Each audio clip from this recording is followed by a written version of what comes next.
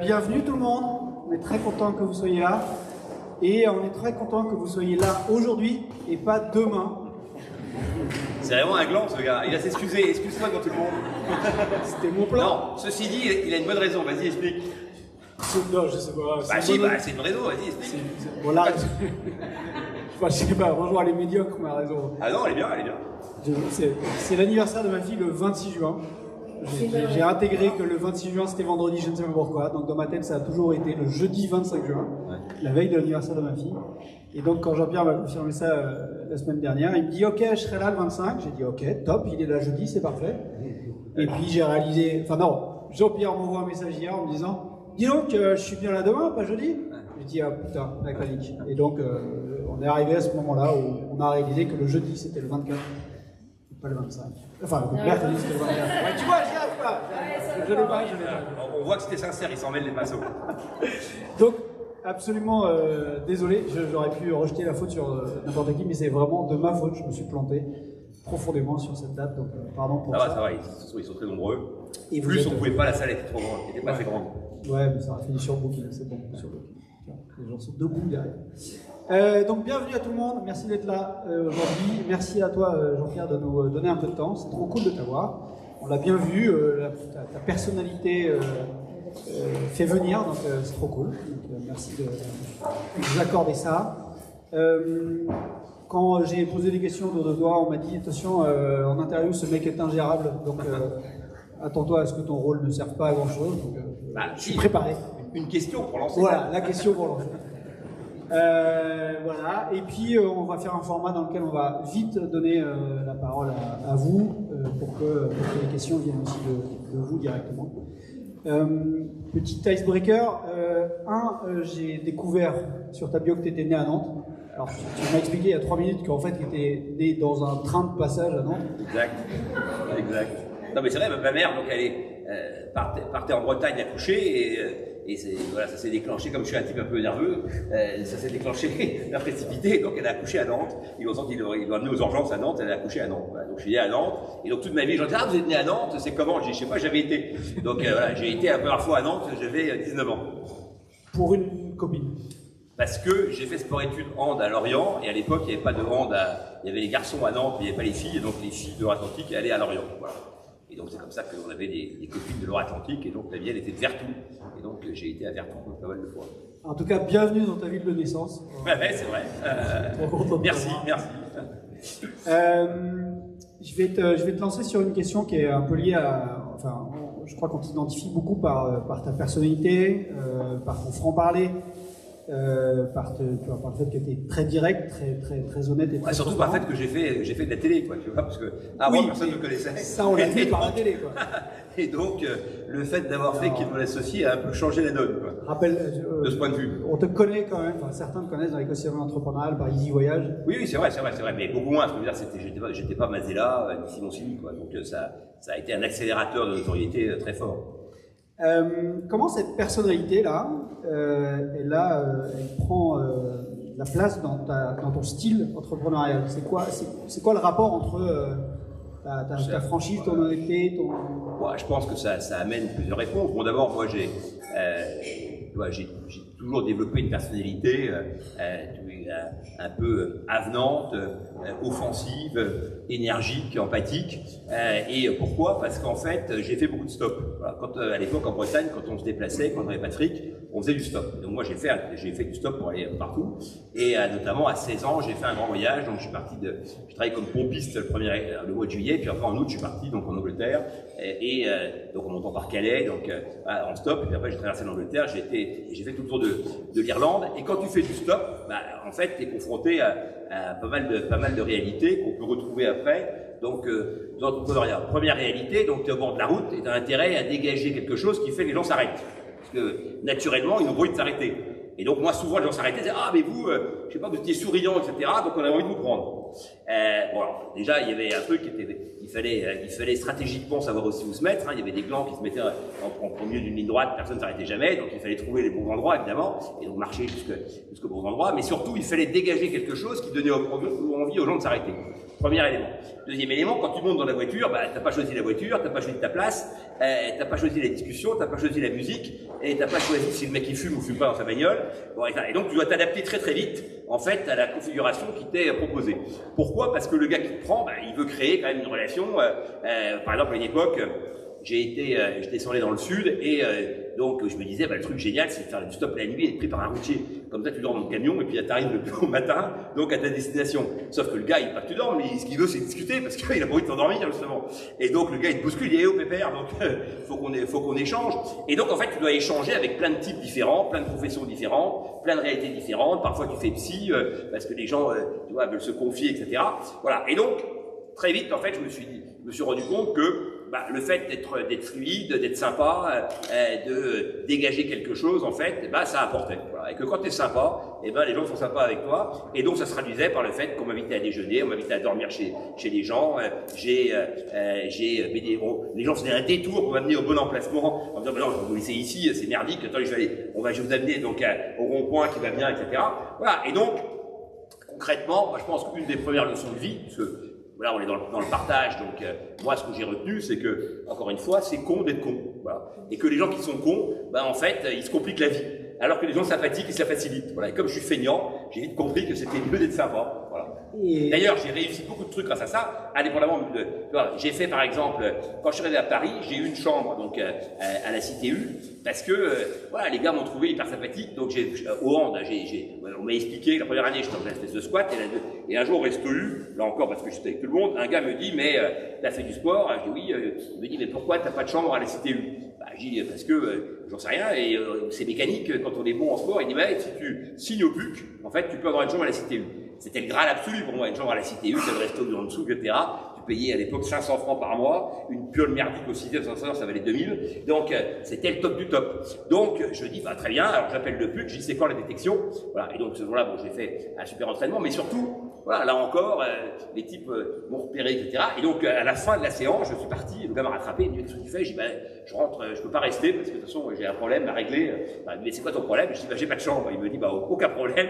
Voilà. Et il m'a donné le téléphone d'une nana, il m'a dit, t'appelles demain, et ta chambre sera prête. Voilà. Et donc là, j'ai compris, deuxième leçon, que quand tu avais le bon téléphone et le bon nom, ça facilitait la vie. J'avais mis 1 an à découper les petites annonces là au Crous et à courir pour essayer de trouver une piole. J'en avais jamais. Et là, d'un seul coup, parce que j'avais marqué 3 buts à l'entraînement et que j'étais sympathique, le gars me trouvait une chambre. Voilà. Donc, je vais répondre à ta question, c'est-à-dire que j'ai toujours été comme ça et ça m'a plutôt réussi. Alors, évidemment, ça m'a valu aussi un tas d'inimitiés, hein, donc un tas de gens qui pouvaient me piffrer et donc qui décrétaient d'emblée que de toute façon j'étais arrogant, suffisant, et tout ce que tu vois, parce qu'évidemment quand tu es à l'aise, ça peut laisser penser à un certain nombre de choses. C'est pour ça que je donne les bonbons quand j'arrive, pour être sûr au moins d'avoir 2-3 fans au premier rang.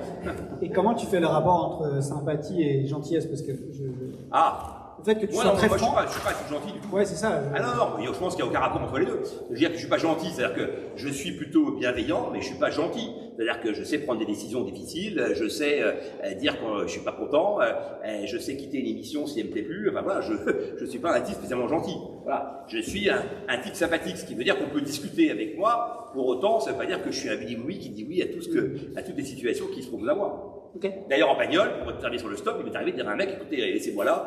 Donc voilà, j'en ai marre. Tu vois, parce que le mec conduisait mal, parce que c'était un con qui racontait des conneries, et donc je préférais descendre de la voiture. T'as une autre caractéristique, enfin, j'ai l'impression que tu en parles beaucoup, c'est le rapport à l'intuition. Comment tu le définis? Pour moi, l'intuition, c'est très simple. Hein, donc, quand tu es entrepreneur, en fait, d'ailleurs, tous les icebreakers, tu as commencé par ce mot-là. Moi, j'aime pas trop ce mot-là, mais bon, globalement, tout le monde maintenant commence par cette petite histoire à la con dont on se fout un peu. Donc, tu vois, mais c'est quand même hyper intéressant, ton truc dans le train, t'es né, tu vois. Non, mais je veux dire, quand je dis ça, c'est dans les pitchs business. Voilà. C'est-à-dire que moi, je trouve que le fait que voilà, tu épluché les carottes avec ta nana, tu t'es coupé le doigt et tu t'es dit comment on ferait pour faire un couteau qui coupe les carottes mais qui coupe pas le doigt. On s'est dit avec ma femme, voilà, il y a vraiment une opportunité géniale. Voilà, bon. Donc, au bout du 20e, tu commences un peu à saturer. Alors, quand on a vu 4000, tu dis, bon, ok, les gars, voilà, dites-moi plus le marché du couteau et donnez-moi quelques chiffres et partons comme ça. Donc, bon. Donc, le icebreaker en tant que tel, je ne trouve pas ça, donc, forcément, super. Mais c'était quoi ta question déjà? L'intuition. Ah oui, l'intuition. Alors, l'intuition. Non, mais l'intuition, alors c'est facile. Quand tu es entrepreneur, la caractéristique numéro 1 de l'entrepreneur, d'ailleurs, je pense que c'est un bon moyen de savoir si tu es entrepreneur ou pas, voilà, c'est quand tu es au resto avec ta nana ou avec ton mec, eh ben, tu écoutes les discussions d'à côté. Voilà. Ça, c'est l'entrepreneur. Voilà, c'est-à-dire que tu es tout le temps en train d'observer ce qui se passe, tu écoutes les discussions et tu en retires des choses. Voilà. Et en fait, tu nourris naturellement donc une structure mentale dans lequel, effectivement, donc, parce que l'intuition, c'est quoi? C'est de l'observation qui va nourrir une structure mentale, voilà, et qui va te permettre d'arriver à un résultat. Et en fait, tu as l'impression que c'était automatique, que tu as eu, que ça a surgi comme ça, mais en fait, c'est le fruit de beaucoup de choses. Et bien, la structure mentale, c'est d'avoir un travail pour la structurer. Donc, il faut savoir structurer les choses en termes d'analyse. Donc, tu vois, et deuxièmement, donc, il faut la nourrir d'autres choses que l'observation, c'est-à-dire de chiffres, de sociologie, évidemment, de lecture, de références, voilà. Et donc, tout ça fait qu'à un moment donné, tu as des éléments déclenchants et tu te dis, mais ça, évidemment, c'est pas cool du tout. Et hop, voilà. Et alors, il faut savoir que quand tu as cette idée-là qui te dit « Ah, c'est pas cool du tout », il y a 150 mecs qui l'ont déjà eu. Hein. C'est-à-dire que globalement, tu n'es jamais seul propriétaire d'une idée. Il y a toujours plein de gens qui ont, quand une idée arrive, il y a plein de gens qui l'ont. D'ailleurs, même des fois, c'est d'autres qui l'ont eu avant toi. Tu l'avais complètement oublié, tu l'avais vu, entendu, etc. Tu l'as oublié, hop, ça revient, et tu as l'impression que c'est toi qui as eu l'idée, alors qu'en fait, tu l'as piqué à quelqu'un. Mais ça, c'est pas très grave, parce que, grosso modo, à partir de là, le plus dur commence, puisqu'on sait tous que, évidemment, que c'est le délivré qui va faire toute la différence, et que donc, l'intuition, bah, c'est juste la capacité à anticiper des phénomènes qui pourraient avoir lieu, et donc, à être le premier, ce qui n'est pas toujours très bon d'être le premier, voire à anticiper des phénomènes qui n'auront jamais lieu, et donc là c'est encore pire. Dans les deux cas, de toute façon, la complexité c'est après. Et le rapport entre l'analytique et la créativité, parce que tu vois, tu parles, l'intuition c'est de l'observation aussi, quand même. Ouais. En fait, parfois on dit l'intuition c'est un peu du génie, tu vois, il y a une espèce de truc magique. Ouais, mais c'est pas magique. Alors, si, il y a des gens, moi je vous dis ça, la première saison de Qui est mon associé, alors au début il voulait pas passer cette séquence-là, j'avais dit donc, parce que dans cette émission, évidemment, ils starifient les investisseurs, et moi je trouve que beaucoup trop. Globalement, ils sont là, des grands investisseurs, etc. Tu parles, moi j'avais investi 5 fois dans ma vie avant de faire l'émission, et tu veux, donc on ne pouvait pas dire que j'étais un grand investisseur, d'ailleurs je n'allais pas dire ça, moi j'ai dit, mais moi je ne suis pas un grand investisseur, donc je veux dire que je suis un bon entrepreneur à la limite, mais un grand investisseur, donc c'est encore autre chose. Donc le grand investisseur c'est Soros, quoi, voilà, donc c'est pas Bourbon. Donc, c'est lui le grand investisseur de l'émission, donc là je fais la référence. Et donc, l'idée effectivement, donc par rapport à ça, c'est moi j'avais dit, donc moi je n'ai aucune qualité, voilà, si ce n'est de croire que j'en ai. Et en fait, très vite, j'ai compris que finalement, le performatif, l'autoproclamation, ça fonctionnait très bien, et que donc finalement, c'est quoi donc voilà, Brel disait, le talent c'est l'envie. Bah voilà, moi je crois beaucoup à ça. Je pense qu'effectivement, quand tu as envie, ben, tu te mets en situation et il y a beaucoup et le talent peut surgir. Ça, c'est pour les glands dans mon genre. Par contre, il y a des gens qui ont un talent naturel que moi, je n'ai jamais eu. Voilà, moi, toute ma vie, j'ai fait des trucs où je n'avais aucun talent naturel.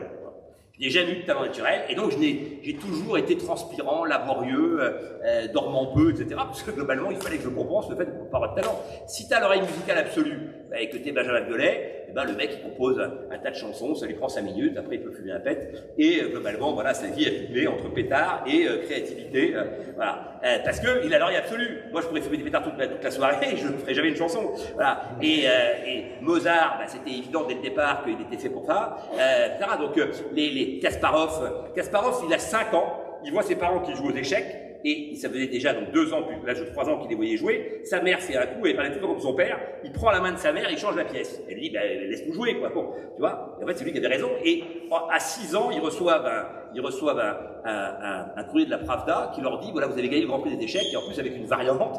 Et donc, la mère dit au père, c'est toi qui as répondu, non? Et c'était le petit. Voilà. Et donc, quand t'es né comme ça, si tu veux, et qu'à 5 ans, tu sais déjà jouer aux échecs naturellement, et que il a été grand maître à 11 ans. Donc, c'est sûr qu'évidemment, là, t'es l'homme, t'es dépassé par ton talent. C'est-à-dire que tu dois assumer ton talent. C'est encore autre chose, tu vois. C'est-à-dire que tu dois délivrer à l'aune de ce que tu as reçu. Moi, j'ai été débarrassé de ça, donc je n'ai rien reçu, et donc il a fallu que j'aille chercher tout le temps. En revanche, tu as construit beaucoup de confiance quand même. Ouais.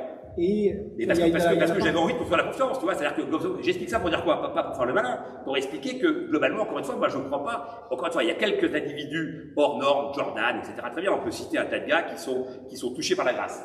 Moi, par exemple, en 92, j'étais aux Jeux Olympiques à Barcelone et j'ai pris le café, donc alors avant je disais maintenant je dis en face de Carl Lewis. Bon. Et Carl Lewis, tout ce qu'il faisait était beau, c'est-à-dire qu'il prenait sa petite cuillère, déjà c'était magique. Ensuite, je vais voir la finale donc, de 92, donc du basket. Et donc là, moi, j'étais venu pour voir un type qui s'appelait Kukoc et qui jouait pour la Croatie. Voilà, parce que moi, je m'intéressais au basket européen et j'avais rien à foutre de la Dream Team. Et là, quand ils ont commencé à s'échauffer, je me rappelle encore le bruit des chaussures de Jordan. C'est-à-dire que quand Jordan sortait du terrain, et il y a la fameuse photo où il est assis sur le banc, donc avec sa serviette, tout dégoulinant, etc. Même sa sueur, c'était beau. Voilà. Et donc je me suis dit, il y a des gens qui ont vraiment un truc, voilà. Donc c'était magique. Et donc reconnaître qu'il y a des gens touchés par la grâce, ça n'empêche pas de te dire que toi aussi tu peux y arriver. Donc même si tu n'as pas les qualités de départ. D'ailleurs, dans ma vie, j'ai croisé pas mal de gens qui avaient des qualités d'enfer et qui n'ont rien fait. Voilà. En sport-études, j'avais un copain, moi j'ai sport-études prendre, je devais partir faire sport-études rugby à Angoulême. Et puis je me suis dit finalement c'est chiant Angoulême, c'est loin, etc., c'est moche. Donc moi en fait je vais aller plus près. Donc j'ai demandé mais c'est quoi les sports-études plus près? Donc moi j'habitais à Châtelain et donc j'étais au centre de formation. J'ai dit mais c'est quoi les sports-études à côté? Donc la fille me dit c'est pas comme ça qu'on fait. Dans quel sport vous êtes bon? Et je vous dirai où sont les sports-études correspondants. J'ai dit moi je suis bon partout. Puis dites quoi les trucs? Bon. Donc elle me dit il y a athlétisme et foot à Rennes et il y a handball à Lorient. Ah je dis Lorient c'est plus près, je vais faire handball. Elle me dit vous avez déjà joué? Je dis non, mais c'est pas grave. Je dis je vais m'inscrire. Voilà. Bref, je me suis inscrit. Bon, pour l'anecdote, donc j'ai été pris parce que j'ai été très bon physiquement et donc j'ai fini deuxième au test physique parce que j'étais premier tout le temps, mais je n'arrivais pas à lancer une petite balle là, donc ça, j'avais pas le geste du tout. D'ailleurs après, il m'a fallu un an pour avoir les bons gestes, parce que j'avais. Voilà. Et en tous les cas, donc pourquoi j'ai fait ça? J'ai dit handball parce que c'était plus près et aussi parce que j'avais vu jouer un type. En cadet, finale cadet, un grand mec, beau gosse, les cheveux bouclés, etc., qui marquait tous les buts d'un petit bled, c'était Concarneau, et qui avait battu Brest en finale. Et je me suis dit, moi, je voudrais être ce mec-là. Et donc, quand on m'a proposé, j'ai dit, moi, handball. Et quand j'arrive en sport-études, je tombe sur lui. Voilà. Et au début, évidemment, on n'était pas le tout pote, parce que moi, j'étais nul et lui était très bon. Et puis, progressivement, elle est plus très copain. Et quand je suis arrivé à Paris, j'ai joué donc, en espoir de Hénin pour avoir ma fameuse chambre donc, universitaire. Et donc, je l'ai appelé. Et je lui ai dit, Alain, faut que tu viennes tout de suite, le niveau est super nul, tu vas jouer à Hénin vite fait. Et donc, tu vois, et il m'a dit, non, attends, j'ai dit, mais pourquoi tu veux pas venir? Il n'y a pas la mer à Paris. Voilà, et donc il y a un tas de mecs comme ça qui sont restés dans leur bled, qui ne sont jamais donné les moyens de pouvoir effectivement donc, réaliser leur talent. Donc il vaut mieux avoir un talent moyen et pétarader à 400% plutôt que d'avoir un super talent et d'en faire que 20%. Voilà. Histoire de finir sur cette grosse intro, mais moi il y a un truc, tu sais, c'est le culot. Ouais. J'ai l'impression que quelque part tu n'as pas eu beaucoup de peur, tu as osé beaucoup de choses. Ça c'est facile quand tu n'as rien à perdre, tu vois. Moi, au début, j'avais rien à perdre. C'est pas facile de définir que t'as rien à perdre, quoi, tu vois. Ah bah si, moi je savais, parce que j'avais pas un rond, si tu veux, donc j'étais à Paris, je savais que j'étais en sursis permanent, donc tu vois, donc avec des poules, je faisais un repas par jour, donc je savais très bien, si tu veux, que mon temps était compté. Voilà, et donc moi, il fallait que j'étais dans un rapport d'urgence, donc parce que je voyais bien que je n'aurais pas les moyens. D'ailleurs, ce truc-là, rapport d'urgence, en fait, je l'ai compris, donc je passe le bac, je suis le seul qui est le bac en 3 ans dans les sport-études, parce qu'on était forcément très bon donc dans cet exercice. Donc et moi en fait bon j'étais assez facile par rapport au niveau qui était faible. Donc et donc après je savais pas quoi faire parce que je pensais pas l'avoir. Donc je savais pas quoi faire. Donc je vais à Rennes faire Sciences Éco parce que pour moi donc encore une fois moi je suis dans 65, c'était il y a très longtemps et donc à l'époque voilà, le niveau de la formation etc était extrêmement faible et donc moi je m'étais dit Sciences Éco c'est ça le business quoi. Donc si tu veux faire du business donc il faut faire Sciences Éco. Vraiment Sciences Éco, ça commence par les suites de Cauchy-Schwarz. Voilà, moi j'avais eu 3 au bac, un bac B, les suites, donc je me dis attends mais c'est pas du tout mon niveau, je vais jamais y arriver, etc. Mais je me dis bon quand même, de toute façon je suis pas plus con qu'un autre, je vais m'accrocher, etc. Et puis la première semaine au Resto U, je tombe sur une nana qui était de Concarneau. Moi à l'époque je jouais donc avec Flao à Concarneau. Et donc la nana, elle vient me voir, elle me dit ah mais qu'est-ce que tu fais là? Je suis en Sciences Éco, j'ai et toi? Elle me dit bah oui moi aussi. Et donc la fille elle avait au moins 10 ans de plus que moi. Donc je lui dis mais t'es là depuis combien de temps? Ah ben, elle me dit 10 ans, donc, mais t'as fait quoi? Elle me dit, j'ai fait d'abord un master, puis après j'ai fait un doctorat, et puis machin, et tout. Mais j'ai dit, mais tu comptes bosser quand? Ah bah, pas tout de suite, parce que là, je vais faire un truc de communication, etc. Je me suis dit, moi, je suis foutu, s'il faut 11 ans ou 12 ans pour accéder, donc, à l'emploi, tu vois, moi, je dormais sur un matelas chez un pote, je me suis dit, je pourrais, voilà, ça marche pas. Et donc, j'ai arrêté. La semaine d'après, j'ai arrêté et j'ai dit, il faut que je fasse autre chose. Donc j'ai fait pion, voilà, et donc j'ai mis un peu d'argent de côté, et avec cet argent, j'ai dit, je vais faire une école de pub. Pourquoi? Parce que j'avais vu Séguéla à la télé, je m'étais dit, tiens, ça a l'air sympa ce métier-là, donc le mec était beau gosse, il était bronzé, il avait fait le tour du monde en 2 chevaux, je dit, putain, c'est super ça, et il dit qu'il vivait en faisant des petits slogans pour des marques. Je dis, moi je suis avec Marrant, je vais faire des slogans pour les marques, allez hop, je vais faire une école de pub. Voilà, j'avais fait de ma vie, j'ai acheté le que sais-je, voilà, j'étais pion, et donc je bossais sur le que sais-je, et quand j'ai passé l'examen, moi, je ne connaissais que le que sais-je. Je ne connaissais absolument rien à la pub. Juste, je pouvais répondre par cœur les trucs qui étaient dans le que sais-je. Et à un moment donné, le gars posait une question à l'oral, et donc je réponds. Il me dit, mais c'est pas une connerie qui est dans le que sais-je, ça? Alors je ne sais pas. Alors voilà, je connaissais par cœur le que sais-je. Je pouvais me dire page 43, j'aurais dit ce qu'il y avait dedans. Voilà, mais j'avais aucune notion. Et dans cette école, il n'y avait que des gens qui avaient du réseau, parce qu'il n'y avait que des fils de publicitaires, etc. Donc voilà. Et donc là, j'ai compris, le coup de la chambre m'a fait penser que j'ai compris que le réseau, et que la différence entre un mec qui est dans l'urgence et qui a rien, et quelqu'un de bien né, en fait, moi je pense qu'il y a 4 types d'héritage. Tu as 4 types d'héritage, tu as l'amour, tu as la culture, tu as l'argent et tu as le réseau. Voilà. Et quand tu es bien né, tu as souvent le réseau et l'argent, parfois l'amour, plus rarement, et rarement la culture. Là, on peut avoir les 4, hein, donc encore une fois, tout est permis, on peut tout additionner, mais encore une fois, en général, tu n'as pas les 4, et donc je pense que moi j'ai eu l'amour et la culture, parce que ma mère était très, très intello, et il me fallait le réseau et l'argent. Donc après, j'ai œuvré pour combler les 2 qui me manquaient. Voilà. Super. J'ai une petite boucle sur qui veut être mon associé, non pas pour, c'est surtout pour essayer de déceler ta vision de l'entrepreneuriat, parce qu'en fait, tu dis 2 choses. Tu dis que tu as apprécié de faire cet exercice, ouais. Mais tu dis qu'aujourd'hui, tu ne te reconnais plus dans ce qui est devenu l'émission. Ouais. Il ne s'agit pas de taper sur le truc, il s'agit de comprendre ce qui a changé et ce que ça dit de ta vision de l'entrepreneuriat. Ouais.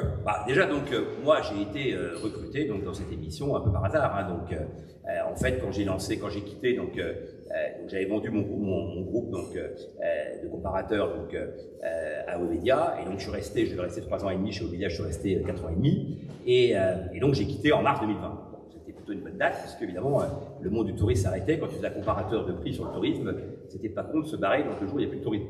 Parce que pendant 1 an, il s'allait passer. Et donc, du coup, j'ai réfléchi à ce que j'allais faire et j'avais commencé à investir dans des startups, donc plutôt à la fois dans du voyage, et j'ai investi tardivement parce que à chaque fois j'avais des packs d'actionnaires qui m'interdisaient. Donc d'ailleurs, qui me l'associent, on pourra en dire un mot, des deals qui ne se font pas. Donc souvent le pacte d'actionnaires, c'est un moment où les puceaux du business en fait découvrent qu'il n'y a pas que des droits, il y a aussi un peu de devoirs. Et certains effectivement donc s'arrêtent à ce stade-là.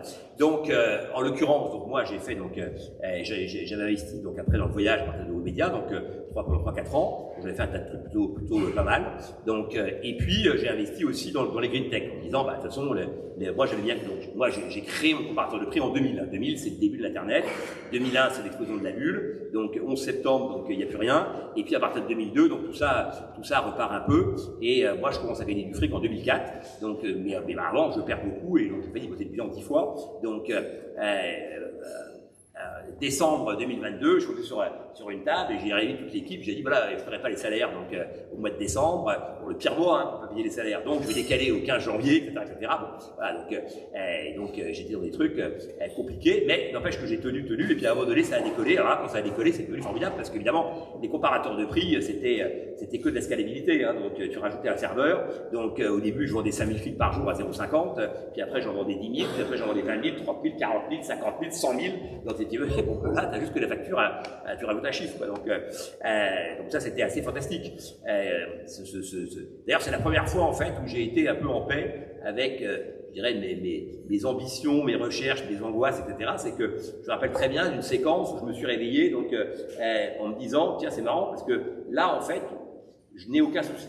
Je cherchais quel souci je pourrais avoir, parce qu'entrepreneur en fait tu passes ton temps à anticiper les problèmes. Si tu es bon et tu veux, t'anticipes. Et donc même si les angoisses ne se réalisent pas, tu les as quand même anticipées, donc tu vis avec. Voilà. Parce qu'en permanence, tu te dis, tiens, celui-là est vachement bon, il ne s'est pas démissionné. Lui, il a mis une cravate hier après-midi, sûrement qu'il a rencontré un. Tu vois, j'en sais rien, tu peux fantasmer sur 150 trucs.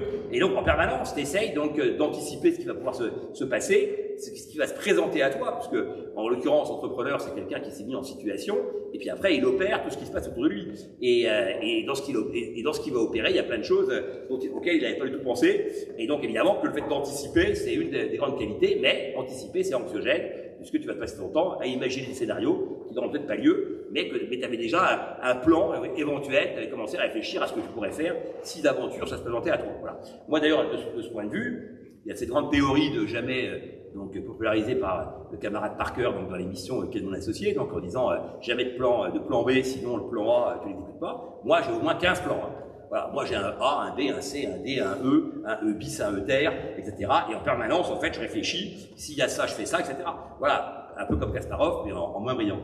Voilà, donc, voilà, je pense d'ailleurs qu'il y a un rapport aussi avec des échecs, évidemment. Voilà, donc la réalité, effectivement, de ma présence qui est de mon associé, donc, c'est que quand je quitte donc Obedia et que je commence à réfléchir à ce que j'allais faire, au début, je me disais, je vais faire investisseur. Voilà, parce que finalement, investisseur, c'est bien. Donc, tu vois, quand les mecs sont virés, ils disent qu'ils sont consultants, ils ont une carte consultant. Et quand tu es entrepreneur dans ta boîte, tu dis que tu fais investisseur. Voilà. Donc, j'ai dit, parce que je ne suis pas consultant, je vais faire investisseur. Alors, il y avait deux possibilités. Parce que, il y avait aussi retraité. Ça faisait un peu merdique. Donc, du coup, je me dis investisseur. Et puis, j'investis dans des boîtes et je me dis, mais moi j'aurais fait comme ci, comme ça, etc.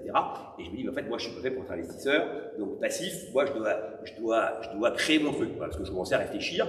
Et donc je réfléchis je me pose une question qui est autour du voyage, parce que en fait je me rends compte très vite, comme j'investissais dans des boîtes, encore une fois, qui assuraient la transition écologique globalement, c'est-à-dire que j'avais fait un concurrent d'Agricool qui s'appelait Jungle, qui avait beaucoup d'argent, qui était la plus grosse ferme verticale d'Europe, c'est-à-dire très peu de terre, très peu d'eau, donc un modèle de LED qui venait de la NASA, donc c'était l'idée de produire près des lieux de consommation, donc ça c'était assez passionnant. J'avais fait une boîte dans le rétrofit, donc transformer les véhicules thermiques en véhicules électriques, ça c'est passionnant aussi, etc. Et donc, je me suis dit, mais en fait, pour développer tous ces business, si je veux leur apporter des choses, là encore, il faut du réseau. Moi, j'ai un réseau dans le travel, mais finalement, il me faut un levier pour accompagner et aider ces boîtes. Quel est mon levier? Le voyage. Et finalement, le voyage est au cœur de tous ces modèles d'intervention, au cœur de l'écotourisme, au cœur de l'écobâti, au cœur du retraitement des eaux de pluie, de la limitation de consommation d'énergie, ou de ne pas attaquer les nappes phréatiques, de pas utiliser des biodétergents, de laver moins, donc tel ou tel aspect, parce que la blanchisserie dans la tête c'est 25%, etc. Donc, il y a tous les sujets, évidemment le gâchis, les pertes alimentaires, donc 30 à 40% donc de la production agricole mondiale, donc est perdue dans un monde effectivement où tu as besoin effectivement de trouver des solutions pour nourrir l'humanité. Déjà si tu commençais par rationaliser, ce serait déjà pas con. Donc évidemment le zéro plastique, etc. Et puis finalement le tourisme est au cœur de tout ça. Donc, comment on fait pour réinventer des modèles donc, de vente de produits touristiques et pour accompagner donc l'évolution de ceux qui agissent bien, parce qu'en fait, le tourisme, donc à partir de 2020, a été vachement attaqué. Hein, donc 2019, c'est les marches pour le climat, Greta Thunberg, etc. Donc très bien. Donc le tourisme, en fait, c'est des salauds de pollueurs. Bon. Et en plus, au service d'une seule cause, c'est les riches qui se tapent la cloche partout dans le monde, donc au détriment des pauvres qui subissent donc le réchauffement climatique. Grosso modo, on est passé de gens qui rapprochaient les peuples donc à des salauds de pollueurs. Et donc, ma première question a été, j'ai écrit un hors-série là-dessus, d'une revue un peu intello du voyage de l'espace, et ma première question c'était, est-ce qu'il faut arrêter le tourisme pour sauver l'humanité? Parce que si la réponse est oui, arrêtez tout de suite, non plus aucun problème avec ça, d'autant que j'étais plus dans le tourisme. Donc en plus, j'avais même pas de, tu vois, après souvent on t'accuse de dire, tu y es, donc tu vas essayer de défendre ton secteur, etc. Moi j'y étais plus, donc c'est encore pire, tu me diras, si tu y retournes en connaissance de cause, ça peut être jugé comme pire. En l'occurrence, moi c'était plutôt donc justement dans une logique donc dynamique, de me dire, mais en fait, dans les hôtels, il y a des gens qui agissent bien, qui consomment 80 litres d'eau et d'autres 500 litres par nuitée, hein. Il y a des clubs de vacances qui consomment 500 litres d'eau par nuitée dans des pays où il n'y a pas d'eau. Et il y a des hôtels comme Eclos ou Oco qui vont consommer 80 ou 90 litres. Voilà, pour consommer 80 ou 90 litres, tu prends un certain nombre de mesures que personne ne connaît, parce qu'en fait, il n'y a pas de label référent. Et donc, moi, je me suis dit, attends, tous ceux qui agissent bien, si à la fin, ils n'ont pas de clients, ils vont faire comme les autres, c'est-à-dire qu'ils vont faire quoi? Baisser les prix. Le tourisme, c'est le secteur le plus con qui existe en termes de marketing. Il n'y a aucun secteur aussi débile. Parce que nous, la seule chose qu'on sait faire, c'est baisser les prix. Toutes les affiches du tourisme ont un point commun, elles ont ou une réduction ou un prix. Donc sur une belle plage, sur un beau paysage, tu as tout le temps, moins 70, moins 60, etc. Moins 990, etc. Comment se fait-il que ce secteur n'ait pas réussi, alors que c'est un secteur qui vend quoi? Qui vend du beau, de l'onirisme, du rêve, de la culture, de l'authenticité, du partage, etc. Comment ça se fait qu'il s'est vendu deux choses et du prix? C'est quand même totalement aberrant. Donc comment on fait pour remettre le produit au cœur? Finalement, le RSE, ça va être ça. Toutes ces notions de RSE que les gens vivent comme des contraintes, ça va permettre de reprendre la parole sur les produits et d'expliquer que tous les produits sont pas identiques. Idem, les compagnies aériennes. Quand tu prends le transport aérien, bah, t'as les compagnies, tu peux avoir des écarts de 1 à 2 sur la même distance, donc en matière de CO2. Donc un avion dernière génération, un Neo d'Airbus, donc ça consomme 2 litres au 100 en long courrier. Les avions de génération précédente, c'est 4 litres. Bon, qui sait ça? Personne. Les compagnies qui font le copilotage, qu'est-ce qu'elles vont faire? Elles vont s'emmerder à faire le fuel aller et refueler au retour. Alors les autres, ils font le fuel, donc ils remplissent la cuve. Bon, ce qui est évidemment plus rapide et plus pratique. Sauf que tu vas avoir tout le poids embarqué, donc du kérosène, du retour à l'aller. Donc ça te coûte 2 à 3% de CO2. Bon. Si tu fais pareil avec l'eau, les sièges d'avion, c'est extrêmement lourd, bah, tu les changes. Et donc maintenant, tu as une start-up toulousaine qui propose donc des sièges d'avion qui font un écart de 2 à 3% aussi. Donc en matière de CO2, puisque le poids, pour vous donner un indicateur, hein, 1 kg embarqué donc sur un long courrier par an, c'est 50 tonnes de fuel. 1 kg. Moi, déjà, je suis compagnie aérienne, je compte pas dire aux gens, c'est plus 24 kg, c'est 20 kg. Voilà, on va sauver le monde ensemble. 4 kg de moins. Voilà. Et qui dit, attendez, mais voilà, 4 kg de moins. Bon. Bref, donc, ce que je veux dire, c'est qu'il y a plein de choses qui existent. Évidemment, quand les contrôleurs aériens font grève, là, maintenant, tous les mois, il y a une grève de contrôleurs aériens, donc parisiens, c'est parce qu'on veut changer les routes. Et en changeant les routes, on va gagner 10% donc, de consommation, etc., etc.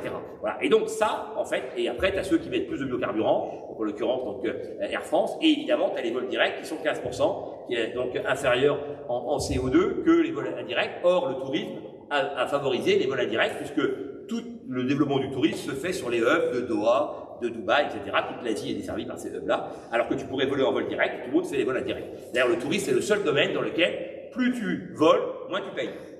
Tu vas chez Flunch, tu prends la formule à 19,90 €, bah, si tu manges 4 fois que le mec à côté, tu payes quand même 19,90 €. Bah, nous, dans le tourisme, tu payes moins cher. Voilà, tu vois, parce que, effectivement, donc, c'est considéré, parce que tu vas ramener les mecs sur un hub, et que c'est considéré comme de l'argent additionnel pour les compagnies donc, en question, ou alors, c'est celle évidemment, donc, des Émirats, donc, elles, c'est leur seul moyen, donc, de croissance et de développement. Ceci dit, donc, à la fin, c'est complètement antiproductif, puisque, évidemment, tu vas consommer plus de CO2 pour rien. Parce que, je vous rappelle que le roulage, le décollage et l'atterrissage, c'est 15% de l'empreinte carbone à l'avion. Voilà, donc si tu le fais 2 fois, tu as 4 fois de plus. Voilà. Et bien tout ça, en fait, personne ne le sait. Et aussi, c'est quand même curieux que tout le monde parle d'écologie, te dit l'aérien, donc il faut arrêter 4 vols dans une vie, etc. Bon, très bien.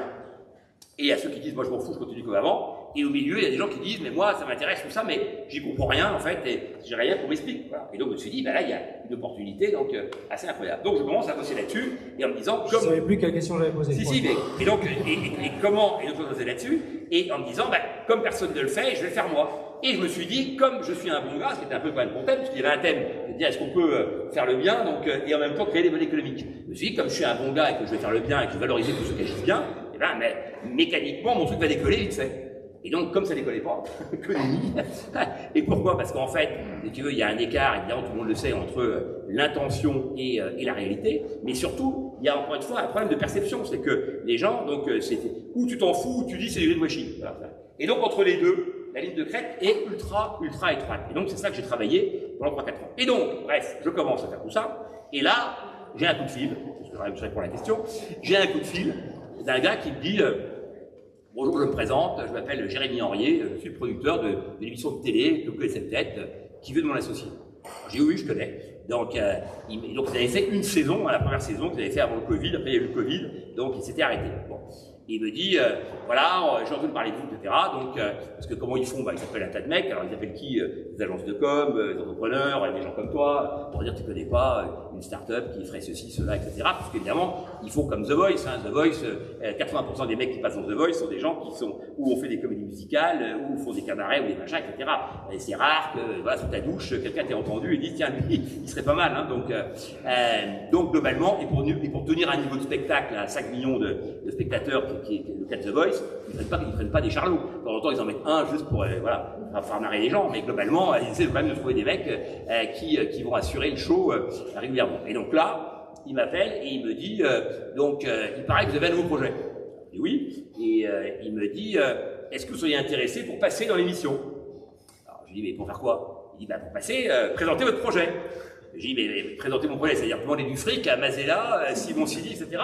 Il me dit, oui, voilà, de passer dans l'investisseur et vous expliquer votre projet. Je dis, ah bon, et pourquoi? Et je dis, et pourquoi moi? Donc, il dit, bah, parce que, en fait, on cherche des gens, alors il met une petite pause, on cherche des gens, il me dit, en seniorité. Alors, je lui dis, bon, bref, vous cherchez un vieux, parce que vous avez que des jeunes boutonneux post-pubères qui vont monter des startups, et vous voulez un gars qui aurait déjà fait des trucs, etc. Et voilà, pour créer un peu le challenge avec les investisseurs.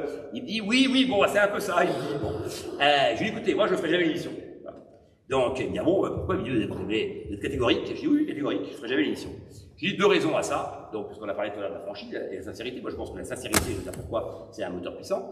Donc, je dis 2 raisons à ça, majeures, très simples. Je dis, votre émission est nulle. Donc, et je vais vous dire pourquoi elle est nulle. Parce que moi, j'ai regardé 20 minutes, voilà, et j'ai zappé. Voilà. Et donc, je dis, si moi je zappe, c'est que l'émission vaut pas ses peines. Donc, j'ai pas réfléchi pourquoi, comment. Je dis, mais voilà, normalement, je dois rester dans l'émission. C'est impossible que j'ai une émission de business comme ça et que je rentre pas dedans.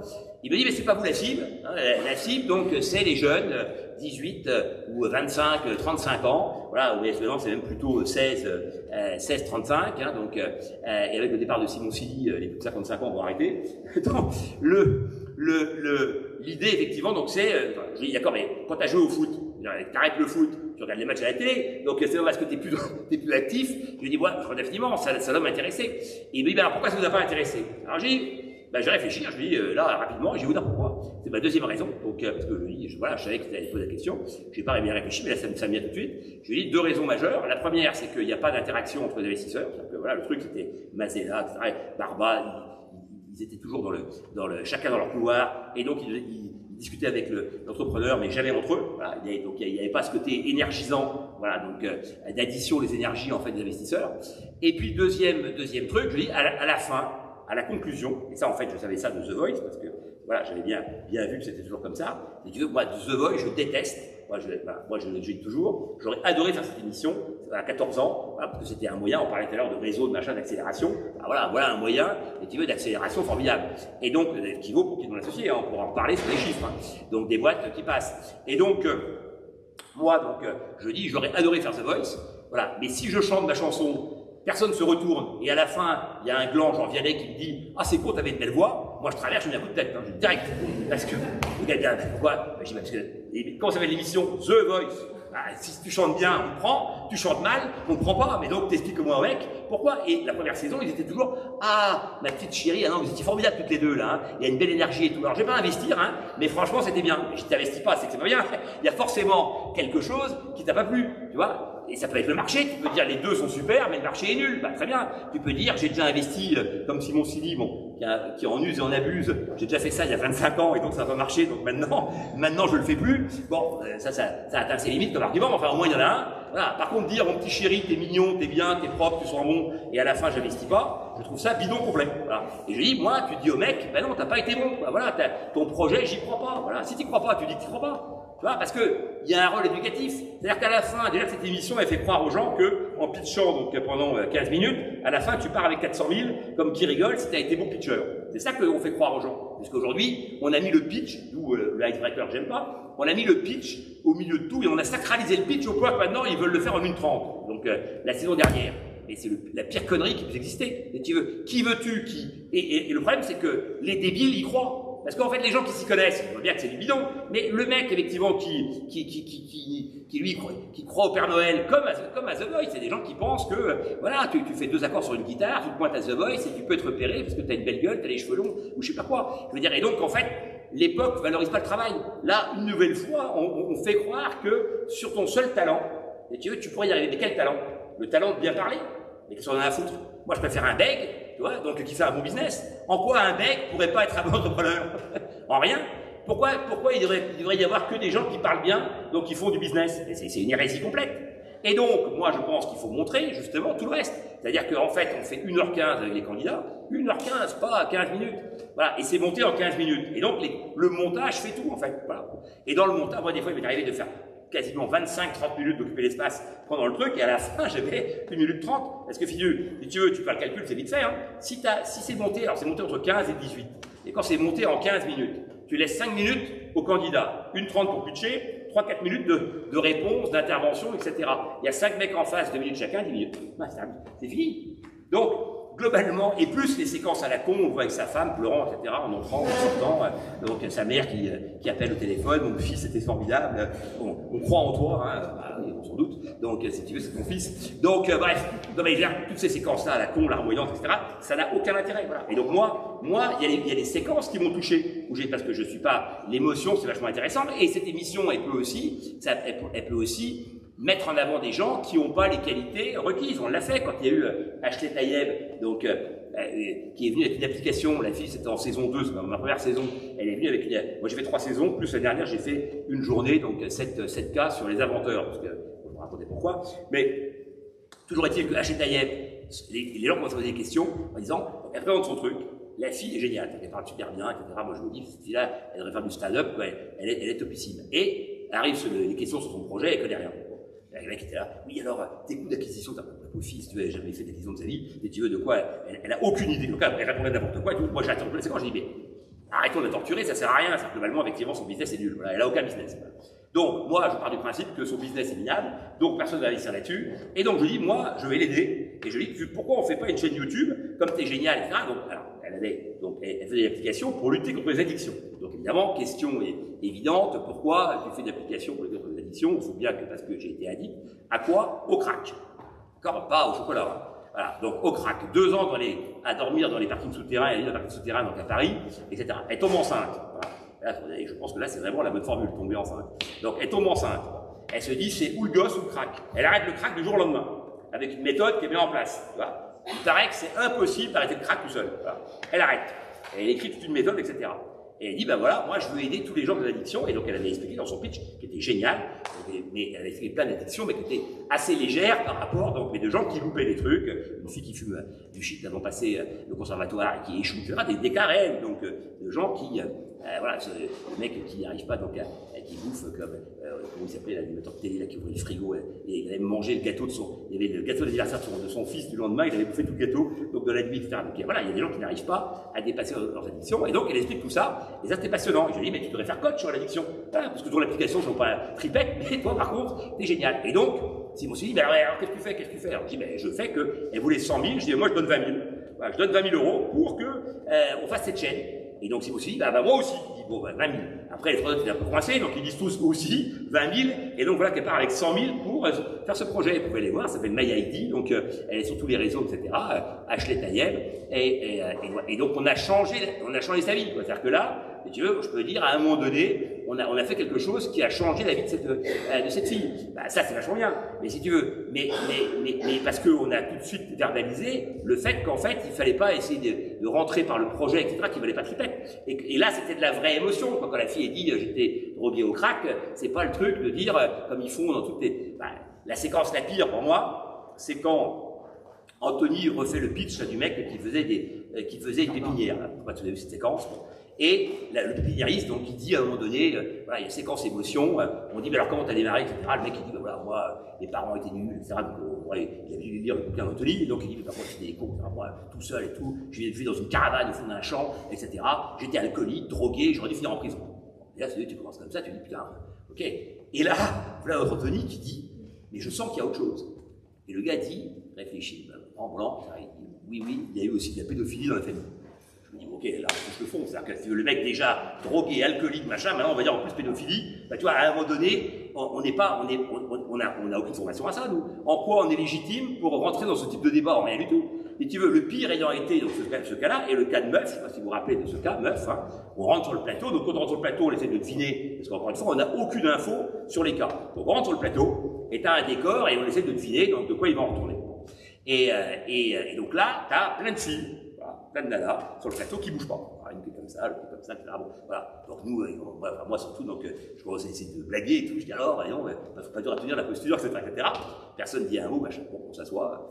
Voilà. Puis arrive une nana, hop, elle se met au milieu, donc, et elle dit voilà, je m'appelle, je sais plus comment, et elle dit ah non, elle dit, non, elle dit rien du tout. Elle arrive, elle se met au milieu, et la première, donc à gauche, dit voilà, je m'appelle Marie-Chantal, donc j'ai été battue par mon mari pendant des années, etc., ou mon compagnon, voilà, et j'en ai jamais parlé à personne. L'autre, elle prend la parole et dit bonjour, je m'appelle Brigitte, j'ai été violée et j'en ai jamais parlé à personne. Et l'autre commence en disant bah voilà, moi je fais une plateforme pour sauver toutes ces filles et faire une safe place, etc., etc.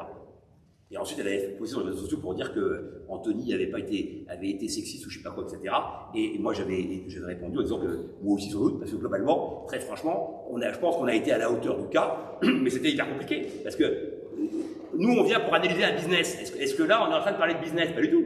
Tu vois, donc, on change complètement de sujet. Tu vois, bon. Donc, ok, on peut peut-être aller de temps en temps sur des cas, mais qui sont liés. On a eu un cas, par exemple, qui était très bien, qui était un gars qui a fait un burn-out. Voilà. Ça, c'était intéressant. Le mec a fait un burn-out, il a créé sa start-up, il s'est défoncé pendant 3 ans, et le gars, il arrive, il fait un burn-out. Alors, le mec, il était vraiment en burn-out, hein, il était comme ça, et on posait des questions, il répondait super lentement. Bon, hein, je me suis dit, ça durait 4 heures cette séquence. Bon, et le gars, en fait, c'était vachement intéressant parce que donc, il dépose le bilan. Et le mec, il continuait à vouloir développer sa boîte, tu vois. Je lui dis, mais à un moment donné, il faut savoir arrêter, tu vois. C'est-à-dire que, concrètement, tu as testé le marché t'envoie les signaux négatifs. Il dit, non, pas du tout, parce qu'il y a plein de gens qui veulent mon produit, etc. Je dis, ok, il y a plein de gens qui veulent. Alors, je dis, voilà ce qu'on va faire. Est-ce qu'il reste du stock quand tu déposes le bilan? Souvent, donc, tu as du stock. Il dit, oui, j'ai du stock. J'ai évalué à combien? Il dit, 50 000 balles. Je lui dis, ok, et ben voilà ce qu'on va faire. Tu vas appeler toutes les boutiques de motard, parce que c'était un truc de moto, là, de derbac pour moto. Voilà. Si tu en vends pour 25 000 €, ok, moi j'investis. Parce que là, Pépère, il faut maintenant que tu fasses la démonstration. Et c'est quoi la démonstration la plus bénéfique qu'on puisse avoir? La démonstration la plus flagrante, la plus factuelle, c'est quand tu as des gens qui veulent acheter ton produit. Ouais. Mais tu veux, il n'y a pas mieux. Et à la limite, dire, mon produit, tout le monde en veut, mais il est trop cher. Il est trop cher parce que j'ai pas assez de volume. Donc, j'arrive pas à produire assez et donc j'ai des marges merdiques. Voilà. Mais demain, si en fait on arrive à en vendre 10 000 au lieu de 1000, eh ben, on gagne 30% de plus. Voilà. Et ça, je dis, c'est ça qu'il faut qu'on fasse. Tu vois? Et donc, je dis, toi, tu as fait un burn-out parce qu'en fait, tu t'es accroché à un modèle unique. C'est pour ça qu'il faut jamais s'accrocher à un seul plan et qu'il faut en avoir plein. Et que l'agilité, maintenant on parle de pivot, etc. Mais l'agilité en matière d'entrepreneuriat, elle est fondamentale. Sinon, tu es un abruti. Parce que c'est quoi entrepreneur, une fois de plus? C'est quelqu'un qui va aller tester un marché avec une idée qui n'est pas aboutie, en général. Voilà. Et chemin faisant, tu vas améliorer le dispositif. Parce que tu n'es pas bête et que tu vas comprendre. Et tu vas écouter les clients, tu vas écouter les réactions du marché. Donc, en fait, entrepreneur, c'est quelqu'un qui prend le pouls du marché. Voilà. Et qui adapte au fur et à mesure. Voilà. Et donc, quand t'es l'homme d'une seule situation, vu qu'il va y en avoir 150, t'es foutu d'avance, tu vois. Bon, ce mec-là, après, il est parti, donc, il a changé de nana, il est parti en Belgique, etc. Puis, il m'a envoyé un mail, il m'a dit, maintenant, je fais des scénarios, etc., donc, de films et tout. Je dis, bah voilà, formidable, t'as trouvé ça de ta voix. C'est-à-dire que, voilà, ce truc. ton bio. Hein? Alors, il a fait, lui, son coming out, quoi. C'est-à-dire que, tu vois, en fait, il se croyait entrepreneur, et finalement, donc, il était peut-être scénariste, quoi, tu vois. Parce que des fois, on se gourre, en plus.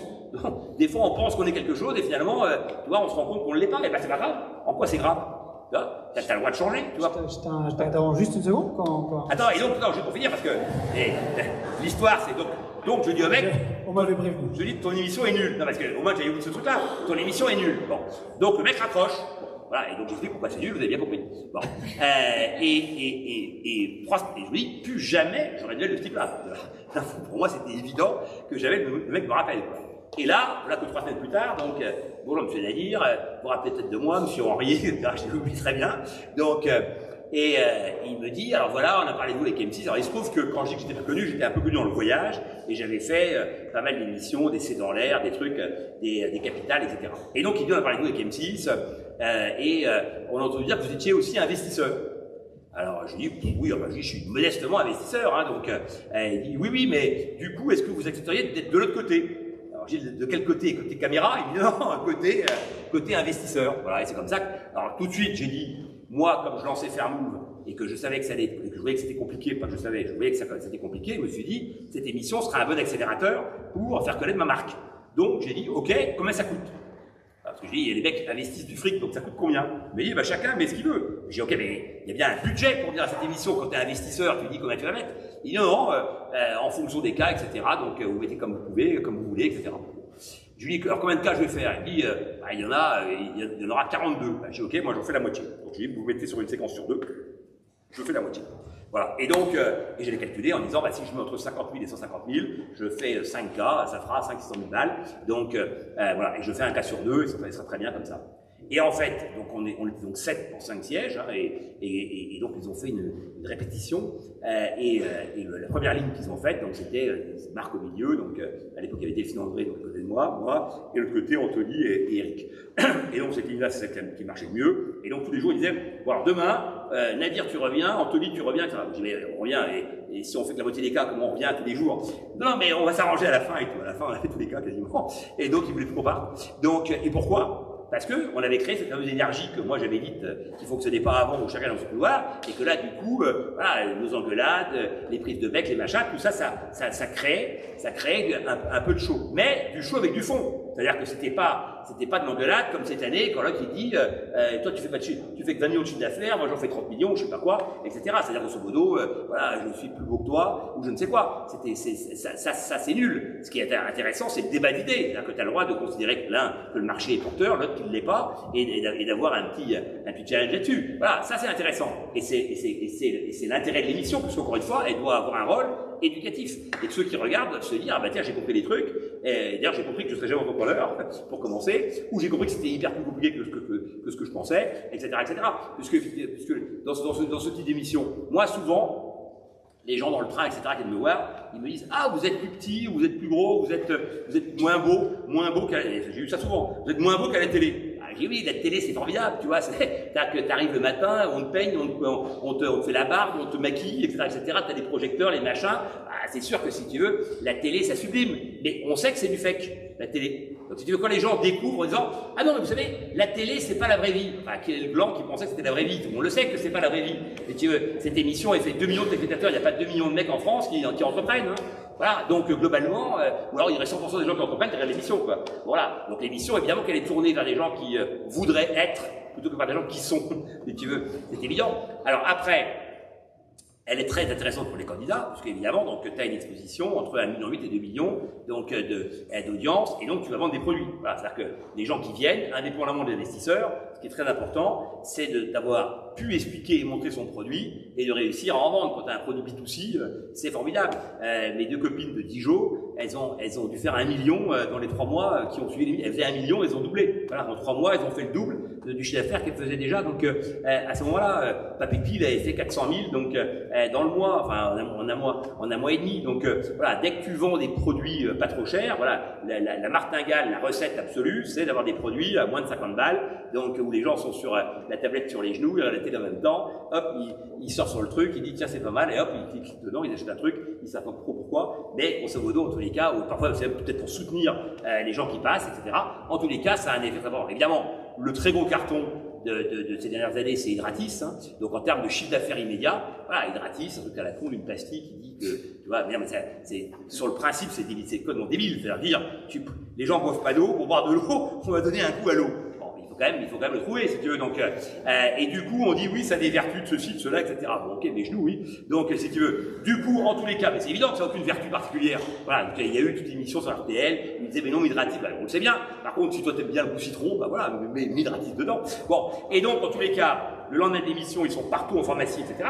Ils faisaient, les mecs, ils faisaient 4 millions déjà, donc ils étaient profitables. Et donc là, ça a complètement explosé, à tel point que Kelly, qui avait fait une valo le double de ce qu'il voulait, de ce qu'ils demandaient, à la fin, ils n'ont pas fait. Voilà. Donc, tellement, si tu veux, ça a décollé. Voilà. Donc là aussi, c'est une des règles de l'émission.